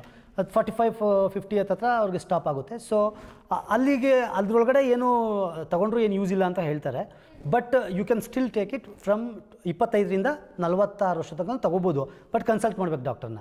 ಬಟ್ ಇಲ್ಲ ಮೇಡಮ್, ಮಾಮೂಲಿ ವ್ಯಾಕ್ಸಿನ್ ಥರನೇ ಈಗ ಕೋವಿಡ್ ಎಲ್ಲ ತೊಗೊಂಡ್ರಲ್ಲ. ಸೊ ಇದು ಏನಂದರೆ ಅಟೆನ್ಯೂಯೇಟೆಡ್, ಅಂದರೆ ಈಗ ಕೋವಿಡ್ ಬಂತಲ್ಲ, ಅದು SARS-CoV-2ನ ಕಿಲ್ ಮಾಡಿ ಅಥವಾ ಅಟೆನ್ಯೂಯೇಟ್ ಮಾಡಿ ಕೊಟ್ಟಿದ್ದು. ಸಿಮಿಲರ್ಲಿ HPVನೂ ಐದರ್ ಅಟೆನ್ಯೂಯೇಟೆಡ್ ಆರ್ ಕಿಲ್ಡ್ ವ್ಯಾಕ್ಸಿನ್. ಇದು ನಮ್ಮದು ಸೀರಮ್ ಇನ್ಸ್ಟಿಟ್ಯೂಟ್ ಆಫ್ ಇಂಡಿಯಾ ಅಂತ ಇದೆಯಲ್ಲ, ಅವ್ರದ್ದೇ ಒಂದು ಹೊಸದು ವ್ಯಾಕ್ಸಿನ್ ಲಾಂಚ್ ಮಾಡಿದ್ದಾರೆ. ಬಟ್ ಯೂಶ್ವಲಿ ಅದು ಒಂದು US ಬೇಸ್ಡ್ ಕಂಪ್ನಿ ಇತ್ತು, ಗಿಲಿಯಾಡ್ ಅಂತ, ಐ ಫರ್ಗಾಟ್. ಅವ್ರದ್ದು 4000 ಇತ್ತು ಡಬಲ್ ಶಾಟ್ಗೆ ವ್ಯಾಕ್ಸಿನೇಷನ್. ಬಟ್ ಇವರು ಯಾವುದು ಇದು ಸೀರಮ್ ಇನ್ಸ್ಟಿಟ್ಯೂಟ್ ಆಫ್ ಇಂಡಿಯಾದವರು ಲಾಂಚ್ ಮಾಡಿದ್ದಾರೆ, ಅದು ಮಚ್ ಲೆಸ್ಸರ್ ಪ್ರೈಸ್. ಬಟ್ ಒಂದು ಫಾರ್ಚುನೇಟ್ ಥಿಂಗ್ ಅಂದರೆ 2 ಡೇಸ್ ಬ್ಯಾಕ್ ಇದಾಯ್ತಲ್ಲ, ಯಾವುದು ನಮ್ಮದು ಬಡ್ಜೆಟ್ ಆಯ್ತಲ್ಲ, Nirmala Sitharaman finance minister, she has specifically stressed about this HPV vaccine. So may be 200 to 300 rupees ಸಿಗುತ್ತಿನ್ನ. ಓಕೆ ಸರ್, ಅಂದರೆ ನಾನು ಹೇಳಿದ್ದೇನೆಂದರೆ ಈಗ ಆಲ್ರೆಡಿ ಈಗ ಪ್ರಿಕಾಷನ್ಸ್ಗೆ ಇದನ್ನು ನಾವು ತಗೊಳ್ತೀವಿ ವ್ಯಾಕ್ಸಿನೇಷನ್ನ. ಬಟ್ ಆಲ್ರೆಡಿ ಕ್ಯಾನ್ಸರ್ ಪೇಷಂಟ್ ಅವರು ತಗೊಳ್ಬಹುದಾ? ಕ್ಯಾನ್ಸರ್ ಪೇಷಂಟ್ ಸಜೆಸ್ಟ್ ಮಾಡಲ್ಲ ಅದನ್ನ. Already if you have cancer they don't suggest. Okay sir, ಇನ್ನೊಂದು ಮೇನ್ಲಿ ನಾನು ಕೇಳಬೇಕಾಗಿದ್ದು, ಸೂರ್ಯನ ಕಿರಣಗಳಿಂದನೂ ಕೂಡ, ಅಂದರೆ ನೇರಳಾತೀತ ಕಿರಣಗಳು ಅಂತ ಹೇಳ್ತಾರೆ, ಸೊ ಅದರಿಂದನೂ ಕೂಡ ಕ್ಯಾನ್ಸರ್ ಆಗುವಂಥ ಸಾಧ್ಯತೆ ಇದೆ ಅಂತ ಹೇಳ್ತಾರೆ. ಅದು ಏನಂತ ಅಂದರೆ ಇಂಡಿಯನ್ಸ್ಗೆ ಅದು ಸ್ಕಿನ್ ಕ್ಯಾನ್ಸರ್ ಅಂತ ಹೇಳ್ತಾರೆ. UV ರೇಡಿಯೇಷನ್ಸ್ ಅಂತ ಬರುತ್ತೆ, ಆಯಿತಾ? UV ರೇಡಿಯೇಷನಿಂದ ಕ್ಯಾನ್ಸರ್ ಬರುತ್ತೆ. ಬಟ್ ನಮಗೆ ಅದು ಪಿಗ್ಮೆಂಟ್ ಮೇಲೆ ಡಿಪೆಂಡ್. ಅದು ನಮ್ಮದು ಹ್ಯೂಮನ್ಸ್ದು ಇದು ಜಿಯೋಗ್ರಫಿಕಲಿ ಸ್ಕಿನ್ ಕ್ಯಾನ್ಸರ್ ಇಲ್ಲಿ ಪ್ರಿವಿಲೆಂಟ್ ಇಲ್ಲ ತುಂಬ. ಬಟ್ ಕೆಲವು ರೀಜನಲ್ಲಿ ಸೂರ್ಯನ ಕಿರಣ UV ರೇಡಿಯೇಷನ್ಸ್ ಅವ್ರಿಗೆ ಬಿದ್ದರೆ ಮೆಲಾನಿನ್ ಪಿಗ್ಮೆಂಟ್ಸ್ ಅಂತ ಇರುತ್ತೆ, ಅದು it is not sufficient to take care of that UV radiations. UV radiations ಬೀಳುತ್ತೆ, ಎಲ್ಲ ಕಡೆನೂ UV ರೇಡಿಯೇಷನ್ ಬರುತ್ತೆ. But we are more capable of attenuating that effect. But ಈ ಒಂದು for the safer side sunscreens ಎಲ್ಲ ಹಾಕೊಬೇಕು, UVನ ಅವಾಯ್ಡ್ ಮಾಡಬೇಕು. ಸಮ್ಮರ್ ಸೀಸನ್ ಹತ್ರದಲ್ಲೇ ಇದ್ದಾಗ 100% ಹೊರಗಡೆ ಹೋದಾಗ ಯಾರು ಎಕ್ಸ್ಪೋಸ್ ಆಗ್ತಿರ್ತಾರೆ ಅವರೆಲ್ಲ ಇದು ಹಾಕೊಬೇಕು, ಸನ್ಸ್ಕ್ರೀನ್ಸ್ ಹಾಕೊಬೇಕು ಡೆಫಿನೆಟ್ಲಿ. ಬಟ್ ಅದು ನಥಿಂಗ್ ಟು ವರಿ. ಇಂಡಿಯಾದಲ್ಲಿ ಸ್ಕಿನ್ ಕ್ಯಾನ್ಸರ್ ಅಷ್ಟೊಂದು ಪ್ರಿವಿಲೆಂಟ್ ಇಲ್ಲ. ಓಕೆ ಸರ್, ಇಷ್ಟೊತ್ತು ನಮ್ಮ ಜೊತೆ ಮಾತನಾಡಿದ್ರಿ, ಕ್ಯಾನ್ಸರ್ ಬಗ್ಗೆ ಒಂದಷ್ಟು ಜಾಗೃತಿ ಮೂಡಿಸುವಂತಹ ಮಾಹಿತಿಗಳನ್ನು ಕೊಟ್ಟಿದ್ದೀರಾ. ಕೊನೆಯದಾಗಿ ಕ್ಯಾನ್ಸರ್ನಿಂದ ಬಳಲ್ತಾ ಇರುವಂತಹ ಪೇಷಂಟ್ಸ್ಗೆ ಮತ್ತು ಕಾರ್ಯಕ್ರಮ ನೋಡ್ತಾ ಇರುವಂತಹ ವೀಕ್ಷಕರಿಗೆ ಏನು ಮೆಸೇಜನ್ನು ಕೊಡ್ತೀರಾ? ಮೇಡಮ್, ಕ್ಯಾನ್ಸರಿಂದ ಆಲ್ರೆಡಿ ಕ್ಯಾನ್ಸರಲ್ಲಿರೋರಿಗೆ ಒಂದೇ ಒಂದು ಏನಂತಂದರೆ ಟ್ರೀಟ್ಮೆಂಟ್ ತೊಗೊಳ್ಳಿ. Treatment definitely lots of side effects ಇರುತ್ತೆ, ಬಟ್ ಅವ್ರಿಗೆ ಎಮೋಷನಲ್ ಸಪೋರ್ಟ್ ಬೇಕಾಗುತ್ತೆ. ಎಮೋಷನಲ್ ಸಪೋರ್ಟ್ ಬೇಕಾಗುತ್ತೆ. ಅದಕ್ಕೆ ಒಂದು ಬೆಸ್ಟ್ ಎಕ್ಸಾಂಪಲ್ ಹೇಳ್ತೀನಿ. ಈಗ ನಾವೇ ಸ್ಟಡಿ ಮಾಡಬೇಕಾದ್ರೆ ಮೈಸ್ಗಳೇ ನಾವು ಎಕ್ಸ್ಪೆರಿಮೆಂಟ್ ಮಾಡಬೇಕಾದ್ರೆ ಕ್ಯಾನ್ಸರ್ನ ಟ್ರಾನ್ಸ್ಪ್ಲಾಂಟ್ ಮಾಡ್ತೀವಿ ಮೈಸ್ಗಳಿಗೆ, ಇಲಿಗಳಿಗೆ ಟೆಸ್ಟ್ ಮಾಡಬೇಕಾದ್ರೆ. ನಾವು ವಿ ಹ್ಯಾವ್ ಸೀನ್ ಇಟ್. ಅದಕ್ಕೆ ಹೇಳ್ತಾ ಇದ್ದೀನಿ, ಒಂದು ಮೈಸ್ಗೆ 2 ಮೈಸ್ಗೆ ಕ್ಯಾನ್ಸರ್ನ ಸೆಲ್ಸ್ನ ಟ್ರಾನ್ಸ್ಪ್ಲಾಂಟ್ ಮಾಡಿದಾಗ ಅದೊಂದು ಈ 15-20 ದಿವಸ ಆದಮೇಲೆ ಕ್ಯಾನ್ಸರ್ ಗ್ರೋತ್ ಆಗ್ತಾ ಶುರು ಆಗುತ್ತೆ. ಅದರಲ್ಲೂ ಒಂದು ಮೈಸನ್ನ ನಾವೇನು ಮಾಡಿದ್ವಿ, ಅದಕ್ಕೆ ಪ್ಯಾಂಪರಿಂಗ್ ಮಾಡ್ತಾಯಿದ್ವಿ ದಿವಸ. ಹೆಂಗೆ ಅಂದರೆ ಅದು ಎತ್ಕೊಳ್ಳೋದು, ಅದಕ್ಕೆ ತಲೆ ಎಲ್ಲ ಸವರೋದು, ಮತ್ತು ಅದಕ್ಕೆ ಖುಷಿ ಅಂದರೆ ಟಾಯ್ಸ್ ಎಲ್ಲ ಕೊಡೋದು, ಮತ್ತು ಮ್ಯೂಸಿಕ್ ಹಾಕೋದು, ಅದೆಲ್ಲ ಮಾಡ್ತಾಯಿದ್ವಿ. ಯಾವುದಕ್ಕೆ ಈ ಥರ ಪ್ಯಾಂಪರಿಂಗ್ ಎಮೋಷನಲ್ ಸಪೋರ್ಟ್ ಅಂತಲೇ ಹೇಳ್ಬೋದು ಅದನ್ನು. ನಾವು ಅದಕ್ಕೆ ಸ್ಪೆಷಲ್ ಅಟೆನ್ಷನ್ ಕೊಡ್ತಾಯಿದ್ವಿ. ಅದಕ್ಕೆ ಕ್ಯಾನ್ಸರ್ ಪ್ರೋಗ್ರೆಷನ್ ಕಡಿಮೆ ಐತೆ ಆ್ಯಕ್ಚುಲಿ ಕಂಪೇರ್ ಟು ಇದಕ್ಕೆ. ಅಂದರೆ ಸಪೋರ್ಟ್ ಮಾಡ್ತೀವಿ. ದಟ್ ಈಸ್ ರಿಯಲಿ ಏನಂತಂದರೆ ಸೈಕಾಲಜಿಕಲ್ ಫೀಲಿಂಗ್ ಇರುತ್ತಲ್ಲ, psychology also place A very important role in cancer. ಈಗ ಬಂದಿದೆ ಅಂತಂದರೆ ಯು ಕೆನಾಟ್ ಅಬ್ಯಾಂಡನ್ ದೆಮ್. ನೀವು ಮೋರ್ ಕೇರ್, ಮೋರ್ ಲವ್ ತೋರಿಸಿದ್ರೆ ಡೆಫಿನೆಟ್ಲಿ ಅದು depending on the stage. Emotional support ಕೊಟ್ಟರೆ 100% ರಿಕವರಿ ಫಾಸ್ಟ್ ಇರುತ್ತೆ at least. So this is all we can say for cancer patients ನಾವು.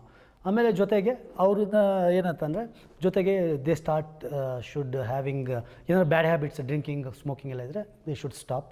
ಮತ್ತು ಟ್ರೀಟ್ಮೆಂಟ್ ರೆಜಿಮ್ ಇರುತ್ತದು, ಅದು ಕಂಪ್ಲೀಟ್ ತೊಗೊಳ್ಳೇಬೇಕು. ಅದೊಂದಾದರೆ ಅಷ್ಟೇ, ಇನ್ನೇನು ಅವ್ರಿಗೆ ಸ್ಪೆಷಲ್ ಇನ್ನೇನಿಲ್ಲ. ಬಟ್ ಅಫ್ಕೋರ್ಸ್ ನಮ್ಮಲ್ಲಿ ಅನ್ಫಾರ್ಚುನೇಟ್ಲಿ ಇಂಡಿಯಾದಲ್ಲಿ ಇಮ್ಯುನೋಥೆರಪೀಸ್ ಅಂತ ಎಲ್ಲ ಬಂದಿದೆ, ಬಟ್ ನಮ್ಮಲ್ಲಿ ಇಲ್ಲ, ಅದು ಟೂ ಎಕ್ಸ್ಪೆನ್ಸಿವ್. ಅದಕ್ಕೋಸ್ಕರ ಸೆಲೆಬ್ರಿಟೀಸ್ಗೆಲ್ಲ ಕ್ಯಾನ್ಸರ್ ಏನಾರು ಬಂತ ಅಂದ ತಕ್ಷಣ ಇಮಿಡಿಯೇಟ್ ಅಬ್ರಾಡ್ ಹೋಗಿ ಇಮ್ಯುನೋಥೆರಪಿ ಅಲ್ಲೆಲ್ಲ ಎಕ್ಸ್ಪೆನ್ಸಿವ್ ಬಿಸ್ನೆಸ್. ಸೊ ಇಮ್ಯುನೋಥೆರಪಿ ತೊಗೊಂಡು ಬರ್ತಾರೆ, so they can get cure. But ಇಲ್ಲಿ ಆ ಫೆಸಿಲಿಟಿ ಅಟ್ಲೀಸ್ಟ್ ಹೋಪ್ಫುಲಿ ಇನ್ನೊಂದು 10-15 ಇಯರ್ಸಲ್ಲಿ ಇದ್ರದ್ದು ಏಮ್ ಇದೆಯಲ್ಲ, ಥೀಮ್ ಇದೆಯಲ್ಲ, ಕ್ಯಾನ್ಸರ್ ಡೇದು ಫೆಬ್ರವರಿದು, ಅದರಲ್ಲಿ ಏನಂತ ಅಂದರೆ ಅಟ್ಲೀಸ್ಟ್ ಒಬ್ಬ ಕಡೆ ಮನುಷ್ಯನಿಗೂ ಇಮ್ಯುನೋಥೆರಪಿ ಸಿಗೋಂಗಾದರೆ it's a great achievement of any government. Okay sir, ಇಷ್ಟೊತ್ತು ನಮ್ಮ ಕಾರ್ಯಕ್ರಮದಲ್ಲಿ ಭಾಗವಹಿಸಿ ಕ್ಯಾನ್ಸರ್ ಬಗ್ಗೆ ಸಾಕಷ್ಟು ಮಾಹಿತಿಯನ್ನು ನಮ್ಮ ವೀಕ್ಷಕರಿಗೆ ನೀಡಿದ್ದೀರಿ. ಧನ್ಯವಾದಗಳು ಸರ್. Thank you madam. ನೋಡಿದ್ರಲ್ಲ ವೀಕ್ಷಕರೇ, ಇಂಟರ್ನ್ಯಾಷನಲ್ ಕ್ಯಾನ್ಸರ್ ಡೇ ಈ ದಿನದಲ್ಲಿ ನಾವು ಹೇಗೆ ಕ್ಯಾನ್ಸರ್ನಿಂದ ನಾವು ಪ್ರಿಕಾಷನ್ಸ್ನ ತಗೊಳ್ಬೇಕು, ಅಂದರೆ precautions is better than cure ಅಂತ ಹೇಳ್ತಾರೆ. ನಾವು ನಮ್ಮ ಲೈಫ್ ಸ್ಟೈಲ್ನ ಚೇಂಜ್ ಮಾಡಿಕೊಂಡು ಆದಷ್ಟು ಉತ್ತಮವಾದಂಥ ಆರೋಗ್ಯಕರವಾದಂಥ ಜೀವನ ಶೈಲಿಯಲ್ಲಿ ನಾವು ಮುನ್ನಡೆದ್ರೆ ಆದಷ್ಟು ಕ್ಯಾನ್ಸರ್ನಿಂದ ನಾವು ದೂರ ಇರಬಹುದು, ಹಾಗೆಯೇ ನಮ್ಮ ಹೆಲ್ತನ್ನು ಕೂಡ ಕಾಪಾಡ್ಕೊಳ್ಬಹುದು ಅಂತ ಹೇಳ್ತಾ ಇವತ್ತಿನ ಇಲ್ಲಿನ ವಿಶೇಷ ಕಾರ್ಯಕ್ರಮವನ್ನು ಮುಕ್ತಾಯ ಮಾಡ್ತಾ ಇದ್ದೀನಿ. ಮತ್ತೆ ಮುಂದಿನ ಸಂಚಿಕೆಯಲ್ಲಿ ನಿಮ್ಮನ್ನ ಭೇಟಿ ಮಾಡ್ತೀನಿ. ಅಲ್ಲಿವರೆಗೂ ನೋಡ್ತಾ ಇರಿ ಪ್ರತಿನಿಧಿ ಡಿಜಿಟಲ್.